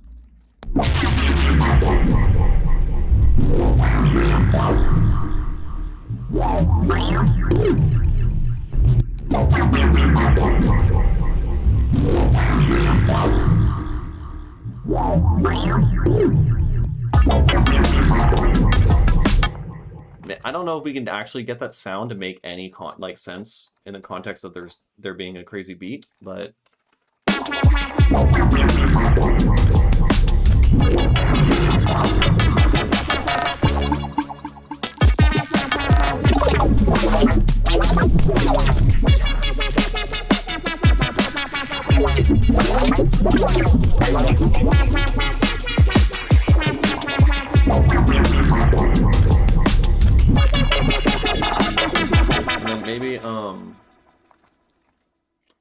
maybe we hit that with one of these. We give it one of those, and then at the same time we give him one of these as well, and then to top it off, a little bit of that.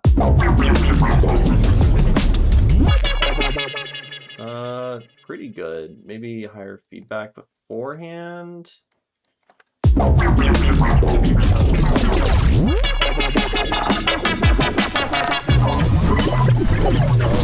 Oh, I clicked in a weird spot. Help me. Oh my lord. And then let's just do the same fucking thing again over here with whatever this is. Except I have to copy the same automation one more time.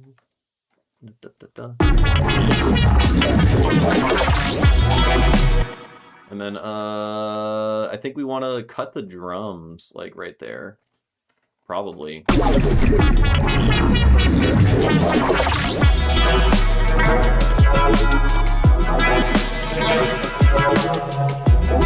And I think I want the drums to be made a lot more simple. I don't know. I can't really get this patch to feel right. I feel like everything slows down in the beat in not a good or satisfying way. So maybe I have to slow everything down along with it.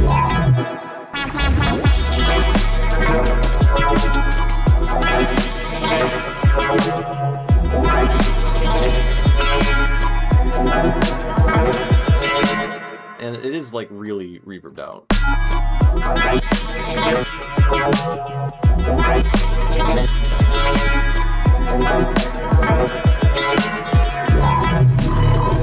What the fuck is that?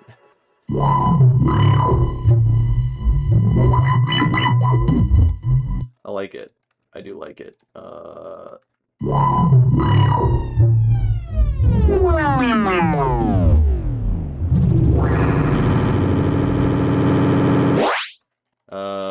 Let's just freeze this. Let's just record that out and then, I don't know, warp it or something. Maybe we can get something cool out of it. Or just like filtering. We can do an auto filter with the phase offset and have it pan around in a cool way. Yeah.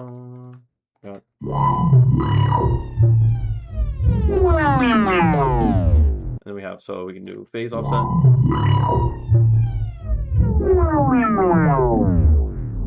Right? Just as like an effect. Maybe that sounds cool.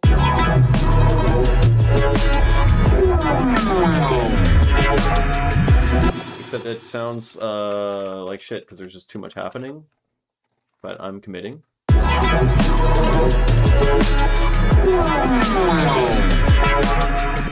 Kind of cool.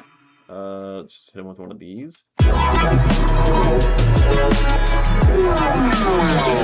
But that is clearly going to be used as a fill or a riser or whatever. Whatever it's called, you know? So again, though, yeah, we need... What if we use this here? What if we just, like, paste you here?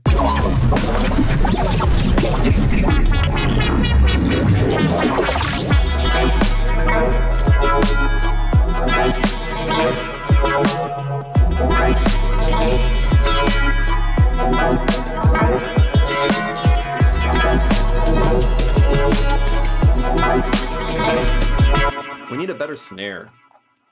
We need a way better snare. Like, something stupid. Maybe not that stupid, but maybe. But you feel it, right? We need something like that. Maybe we can use a frequency shifter on... Hey, what's up, desync? Remind me, or let me know if I'm wrong, but we met at Red Rocks, right? Pretty sure we did. And how you doing? Nice to see you.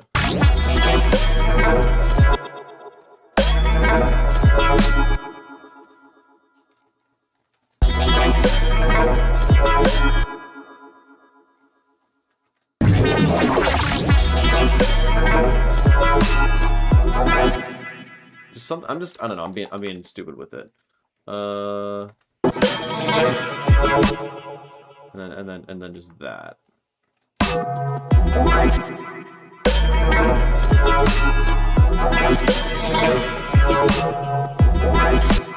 kind of like it. I don't really. I like the spirit of it. I don't like the sound of it. You know. Maybe we just like some of that.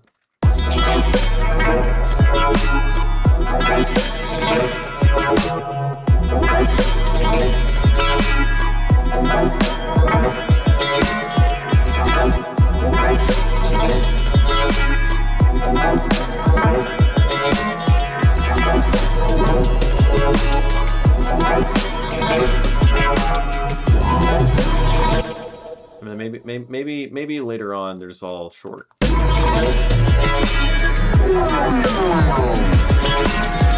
Alright, it's a clusterfuck, I know. Alright, let's go back and just see what we did.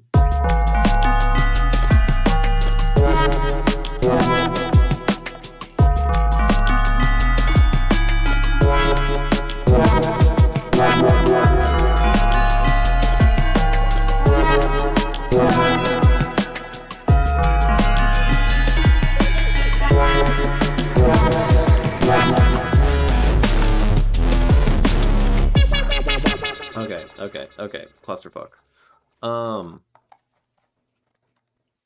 Okay, whatever. The build-up drop does not work, but I like this as an independent section from this section. They do work. The bridge does not.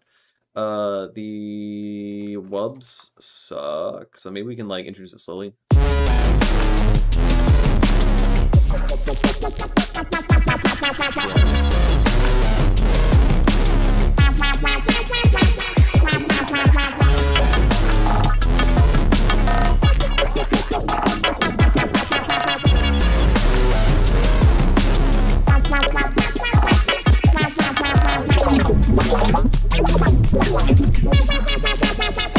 Okay, that's fucking sick, actually.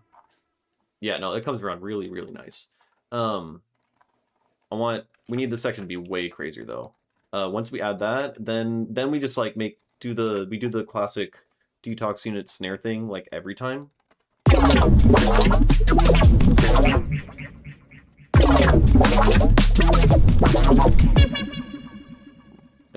Mixing sucks. Nothing sidechained. Don't worry about it. Don't worry about it.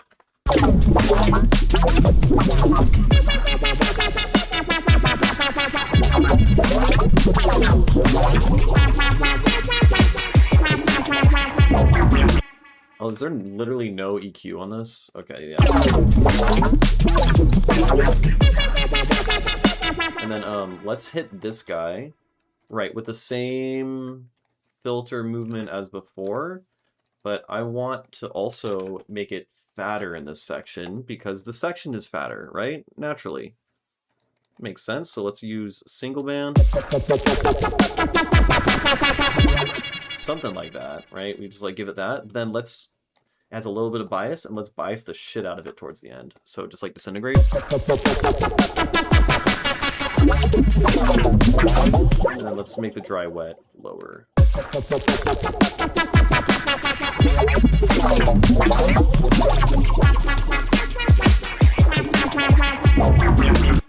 It starts to sound like a saxophone a little bit, because I think, am I correct? I think saxophones and trumpets have asymmetrical waveforms, and by applying bias to this waveform, we're literally making it asymmetrical. So that makes sense.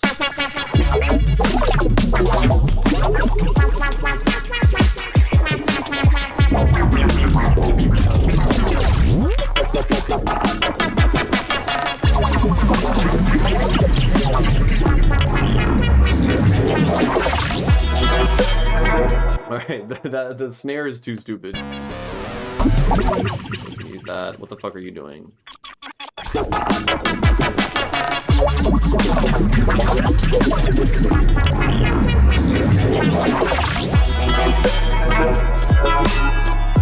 Alright, yeah, the snare thing is really dumb. I agree with you.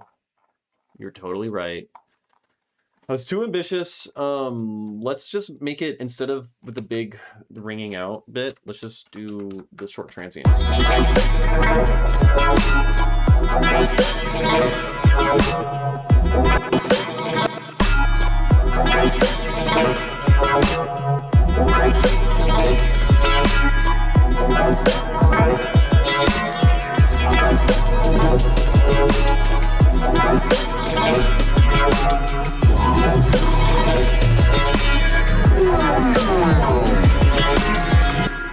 Okay, that's cool. I still don't like how we bridge into this thing.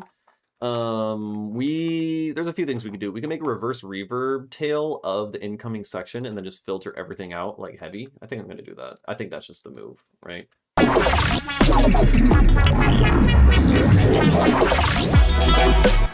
And then you. Let's lower that. And then you. Let's unfreeze this track, and then let's go. Utility, lower the width.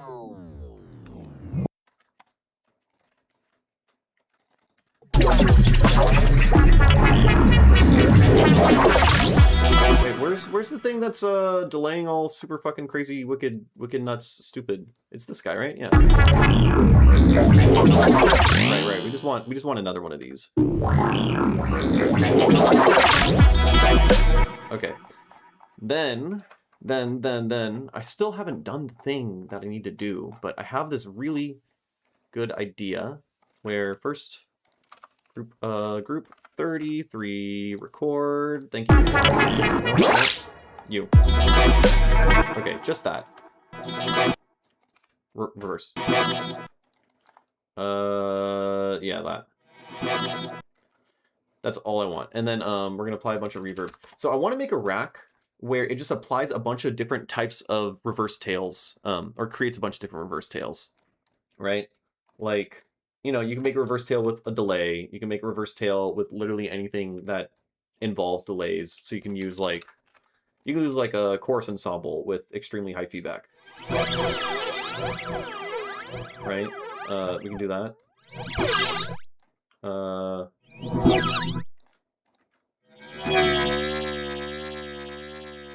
Right, you could use that and record that out. So let's actually do that. So let's now record from 47.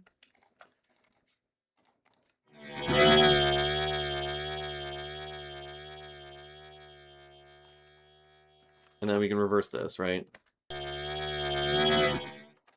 Though it is very much sounding like a motorcycle instead of the original source material, but you get the point, right?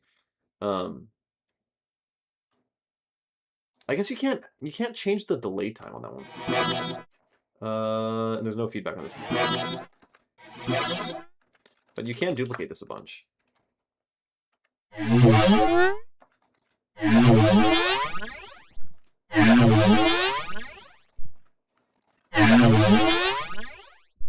Look at that waveform. Beautiful. Anyways, that's what we're gonna use now. Anyways, let's go get a reverb as we were actually planning on doing. So yeah, the point is I want to make a rack where I just press a button and then it just records out a bunch of independent tails, you know? That could be cool. Oh, I know how I could do it. I can make... Let's do it. So, all right, detour, sound design detour. We're detouring. Basically, let's get Valhalla. I guess I'm gonna make a bunch of different tracks that are all taking input from a certain thing. I know what I'm gonna do. Okay. So I'm gonna create a rack with like Valhalla Vintage Reverb on it, right? This is gonna be our reverb tail. And then let's create another one, and then this is just gonna be our delay tail, right? So this one will just have like a high feedback delay. Right? Cute. Maybe it filters a little bit. It filters just like a little bit, so it just gets a little bit more filtered every single time it delays, right? Then what if I use a shifter delay, right? So we can take a shifter, and then we got this guy. Shifter can have a delay also set to, so it's eighth notes. I don't even know, it was 1 beat on that mode. So we can have this, and then this guy can pitch upwards by, I don't know, 80 cents, fuck it. And then this guy can pitch downwards by like 80 cents.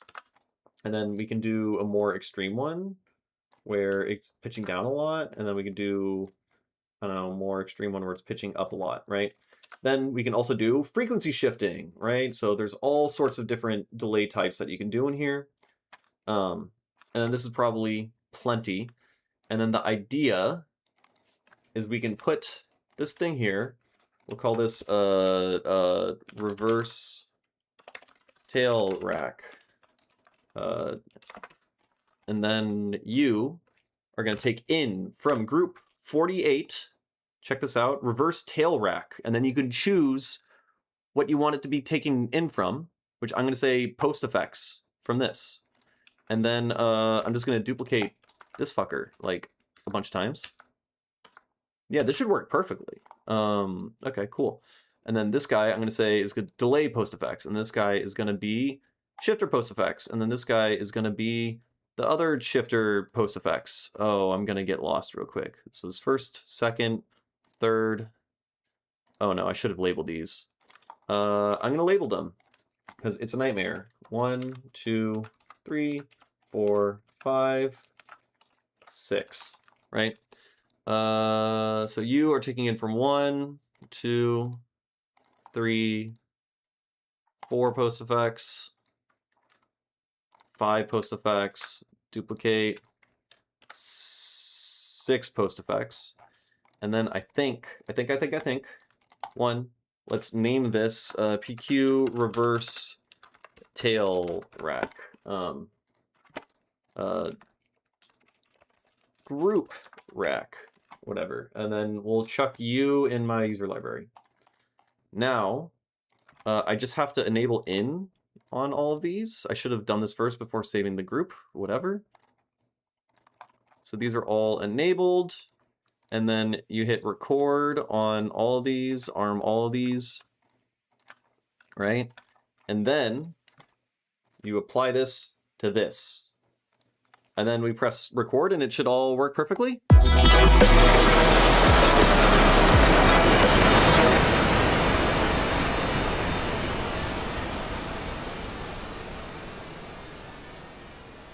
I think I'm a fucking genius. I think it totally worked exactly as I planned.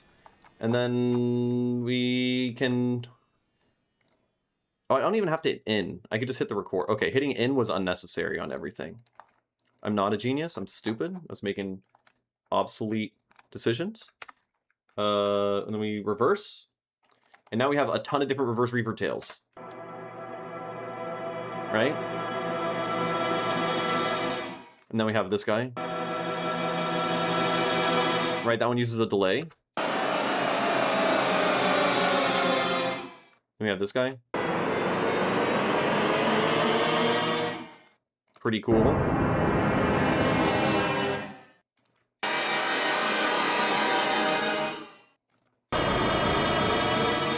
So let's just like make some terrifying THX sound by panning all these different amounts. And then like let's, I don't know, turn down some of them. Fuck it. And then you, we're gonna move you, delete, like right there. Except, can I shrink these better? I can. It's gonna be like this.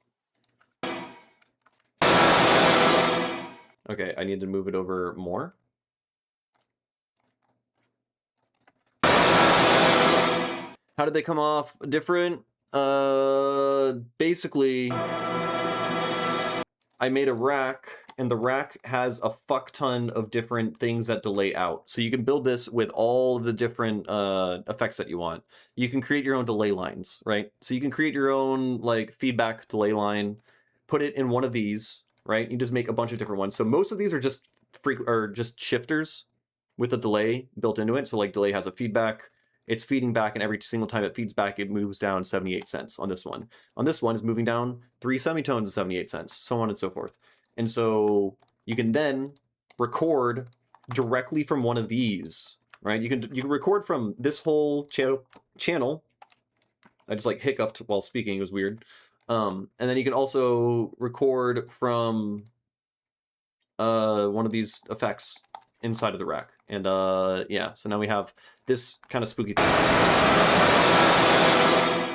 which is weird and terrifying. But the point is, you don't have to use all of them. You don't have to use all of them.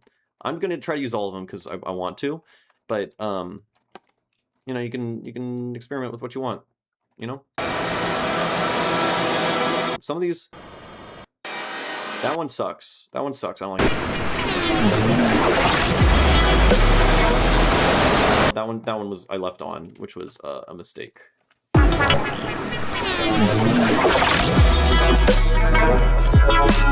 Okay, cool. And then we can use like a utility on the group to do that.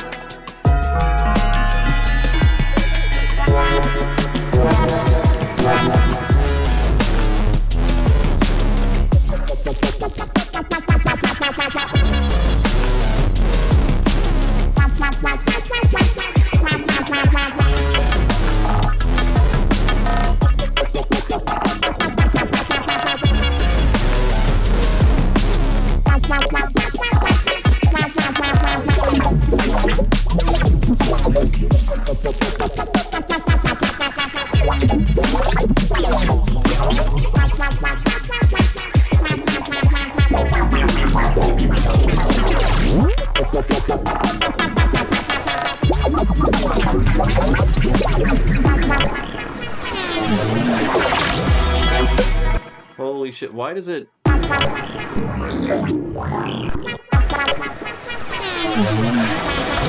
It's this guy. No, where's the high feedback bullshit? Oh, it's this guy. Yeah, look at that DC offset. I forgot I did that. That's why everything gets quiet, because the waveform does that, and then the master gets destroyed, right?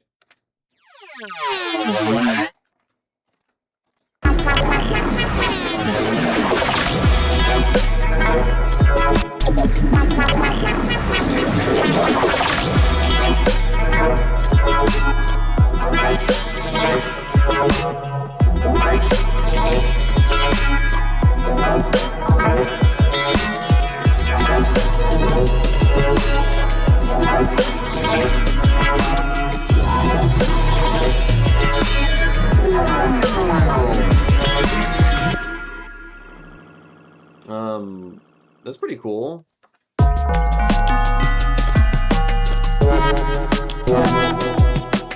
go back here.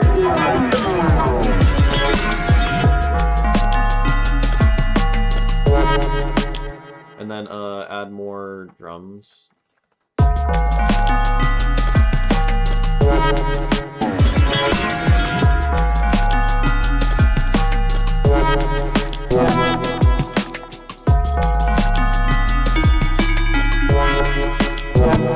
New zebra patch, new layer.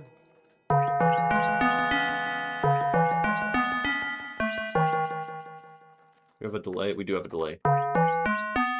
Let's go, instead of FMO in a modal, let's do exciter. And then turn on. Yeah, and then let's do gong.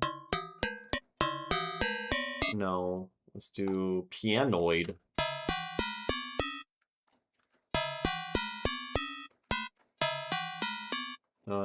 Sounds bad.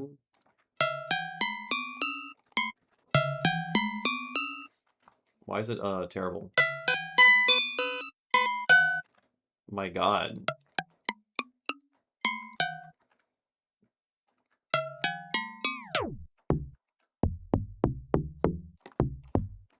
I mean, that's kind of fun. Can we, maybe we could use that. I mean, that's just gonna make a bass into, I don't know, distortion.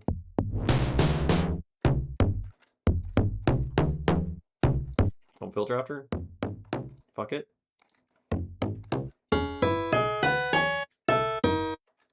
Okay.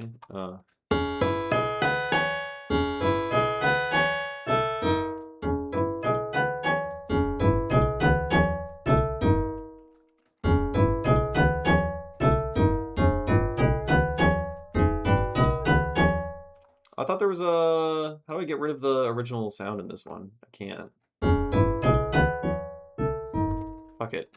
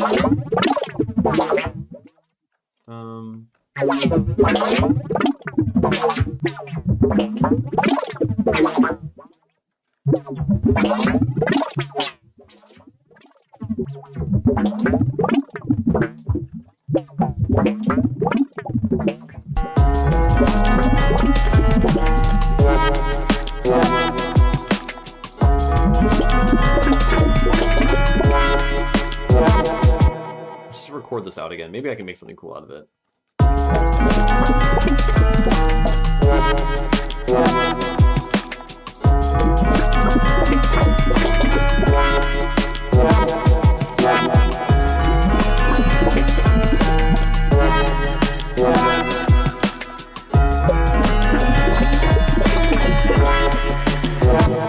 So this guy.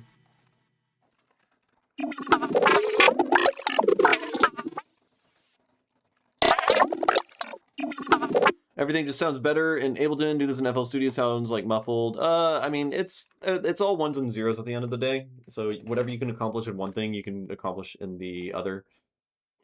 It's just different means of doing it. So this is me saying, in as friendly as a way as I can, skill issue, I think.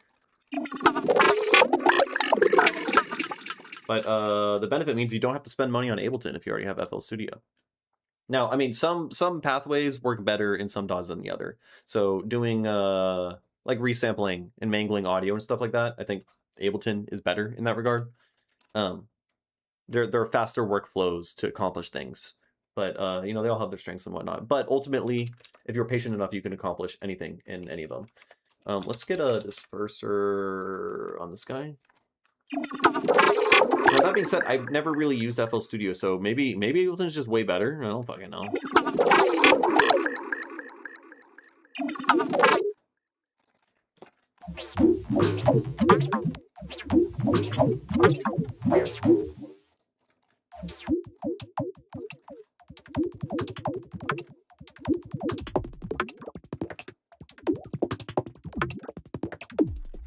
Fuck it.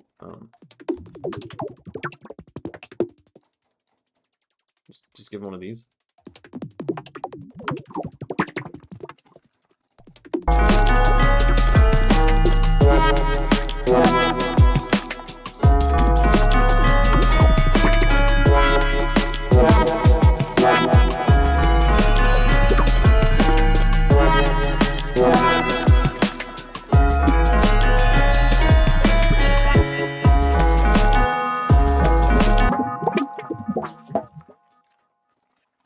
I was putting this on the wrong group.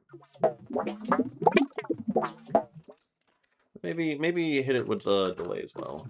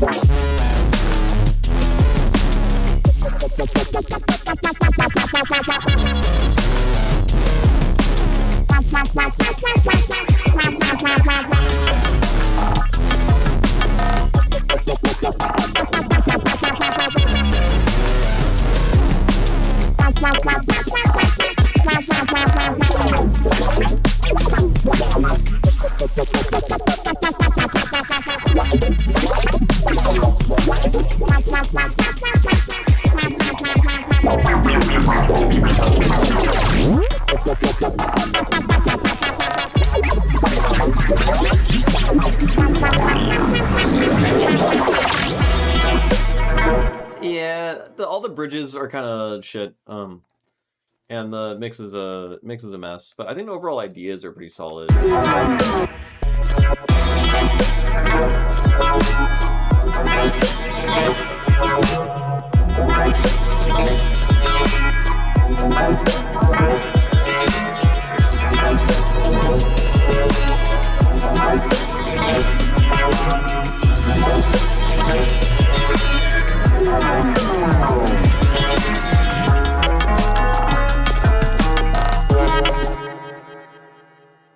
Maybe we can be cheeky. And then just like a little, just a wee little fucking thing there.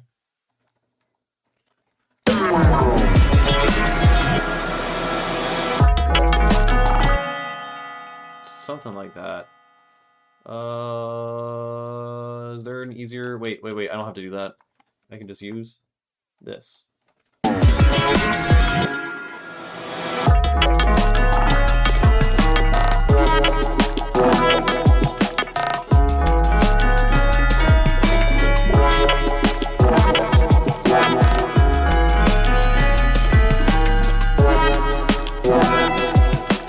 What version? This is Ableton 12. What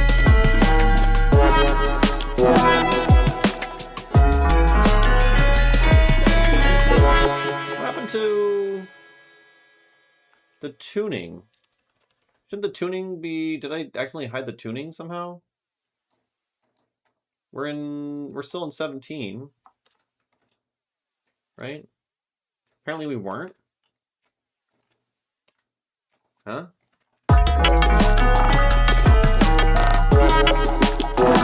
Maybe we were. I mean, okay, all the synths are. The only thing that isn't, that requires, I don't know what the fuck happened there.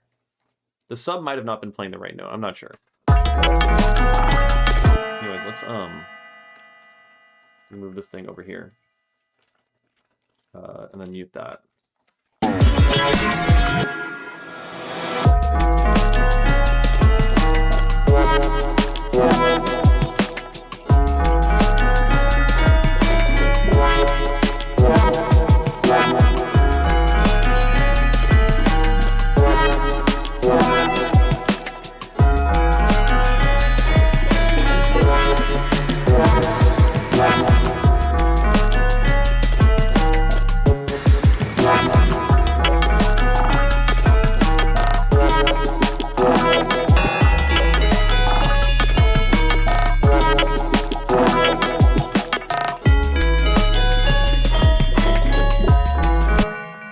Something like that, and it continues, and then I think we like build over and then repeat these sections over here or something, with some variation, right? So like we copy paste this fucker here.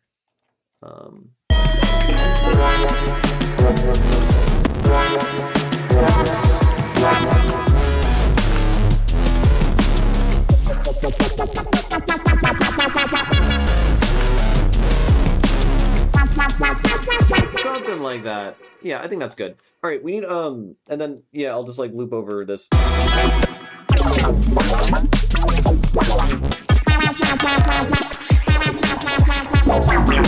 Right, that whole thing's gonna repeat. This is I would call it glitch hop. Psychedelic bass music, glitch hop, something like that. Yeah, dubstep, halftime drum and bass, dubstep, glitch hop, breakbeat, but it's not really breakbeat in this song. That's something I often make.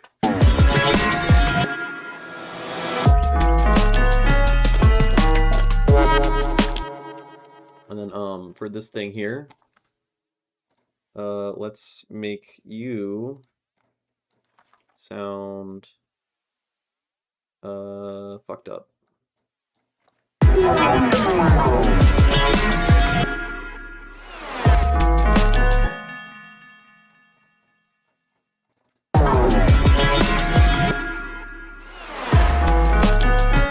Yes, he is. Thank you, Cam. Oh yeah, I guess this is a time to shill it, if anyone in the stream lives in Denver. I'm playing a show in Denver next month. Oh my god. February 12th, I think.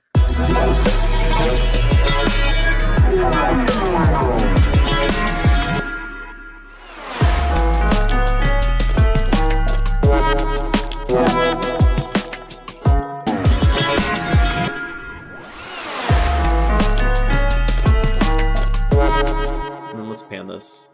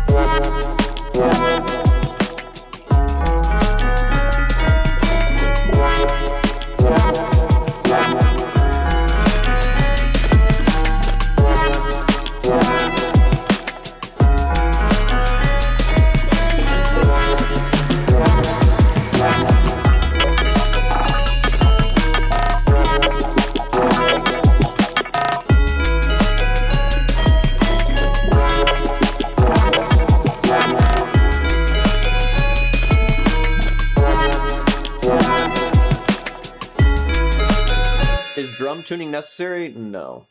Unless you have a super tonal snare, but I don't really care.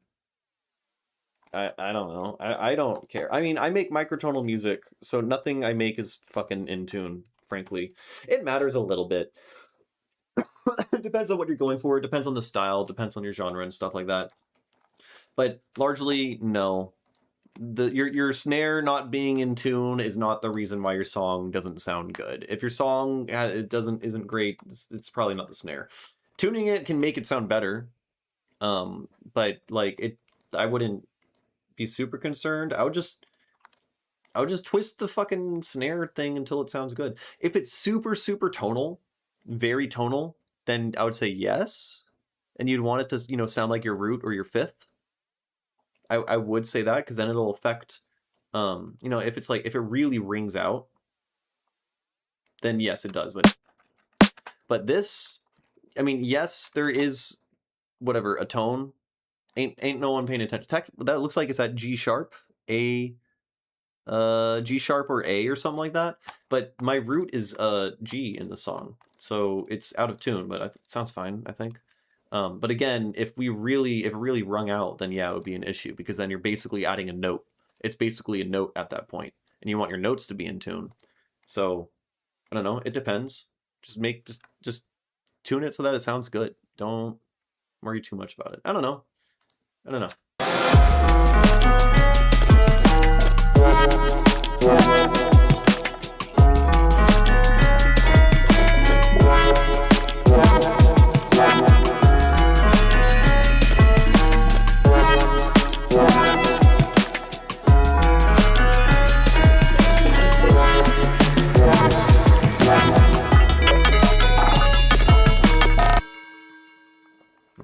Let's go.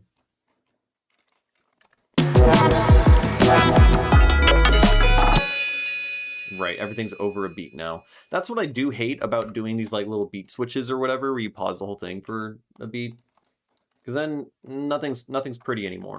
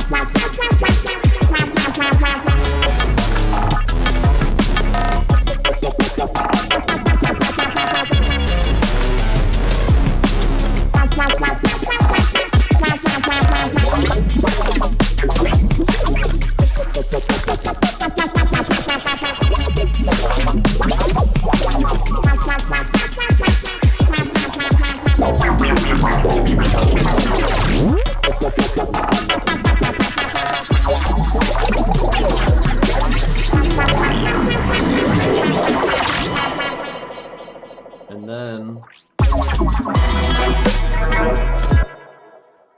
yeah, and then we just go to this section, and then we're done. And then we're done with the fucking song. Oh, I pasted in the wrong spot. There we go. Except, there's a delay on there. We turn that off.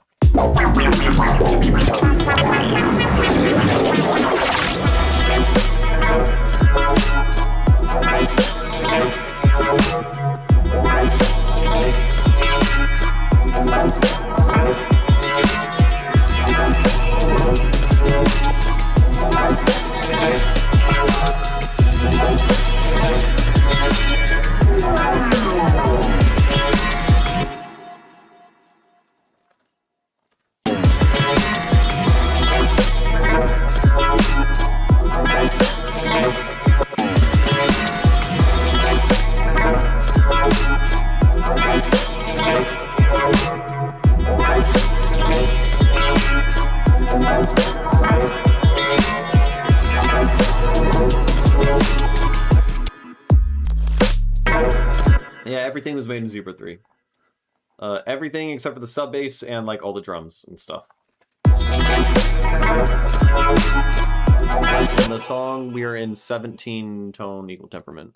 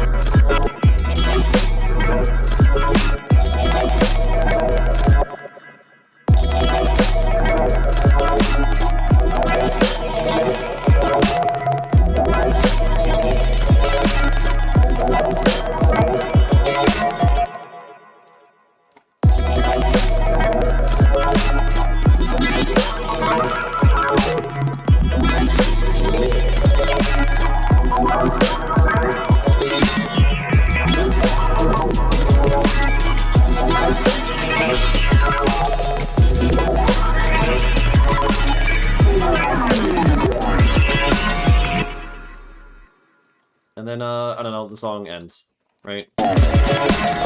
We turn you on here.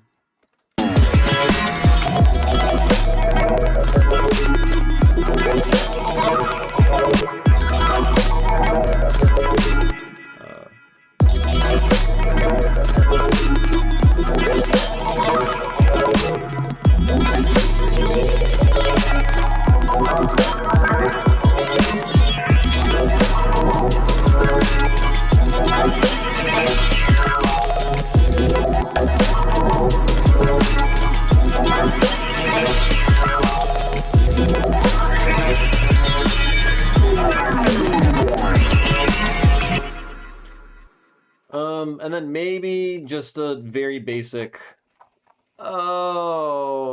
maybe even a slight just drums. I don't know. I feel like we got to keep drums going or something, right? And this bit here.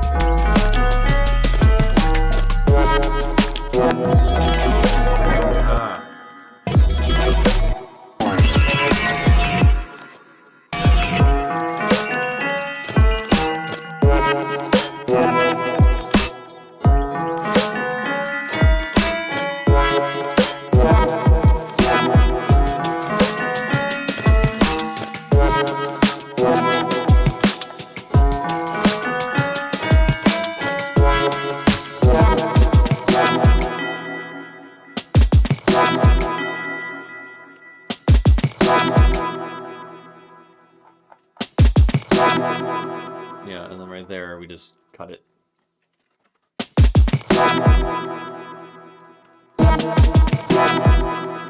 Nope. Snare stays.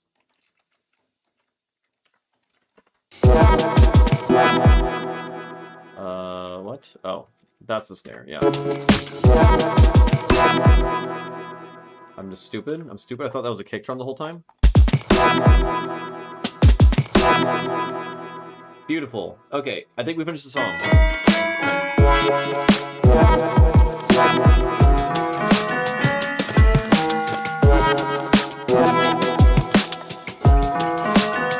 Oh, we need to name the song, by the way. Does anyone have any song title suggestions?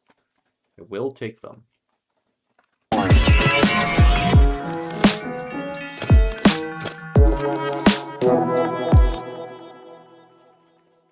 It's just, you know what? Let's automate everything. And then, let's go morph, and then morph is gonna go all fucking super nuts.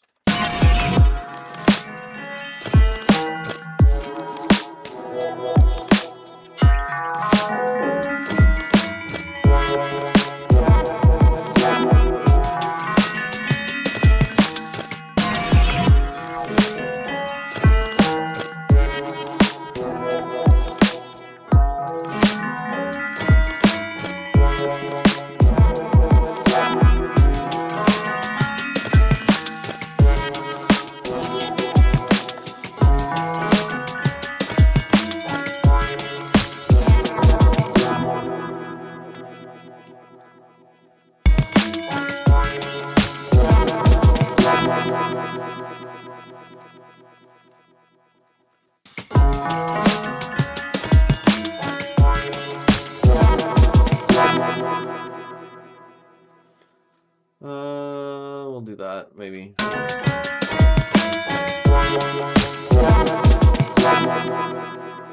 Okay, no one has given a song suggestion title. Disappointing. I am disappointed in you, chat. Very sad. 21. Well, that's cool. We pretty much, I think, made the whole song. It's all made out of zebra sounds. It's in 17 tone equal temperament. I think it sounds decent. I mean, the mix is a shit show and it's a clusterfuck, and it does get repetitive, but we can fix that. We can fix all of that. So nothing to worry about. Um, yeah. Okay. Success. Very cool. What do we call it? Zebra. Um, the 17-headed zebra. There we go. There we go. Gave it a name. Wonderful. All right, folks. I've been streaming for like, I don't know, 2.5 hours. I made a whole song. We did a bunch of sound design. I think I've done my piece. I think I'm off the hook. So I'm gonna leave. The stream is ending. So yeah, how about that? I probably will stream again tomorrow. I have to prepare for some shows that are coming up. So I'm probably gonna just like start working on mixing and mastering stuff and getting stuff ready. So I'm playing a small show on Saturday, and then I got to start preparing for a big show in Denver because I'm fucking playing a show out of state for the first time. How exciting! Super cool.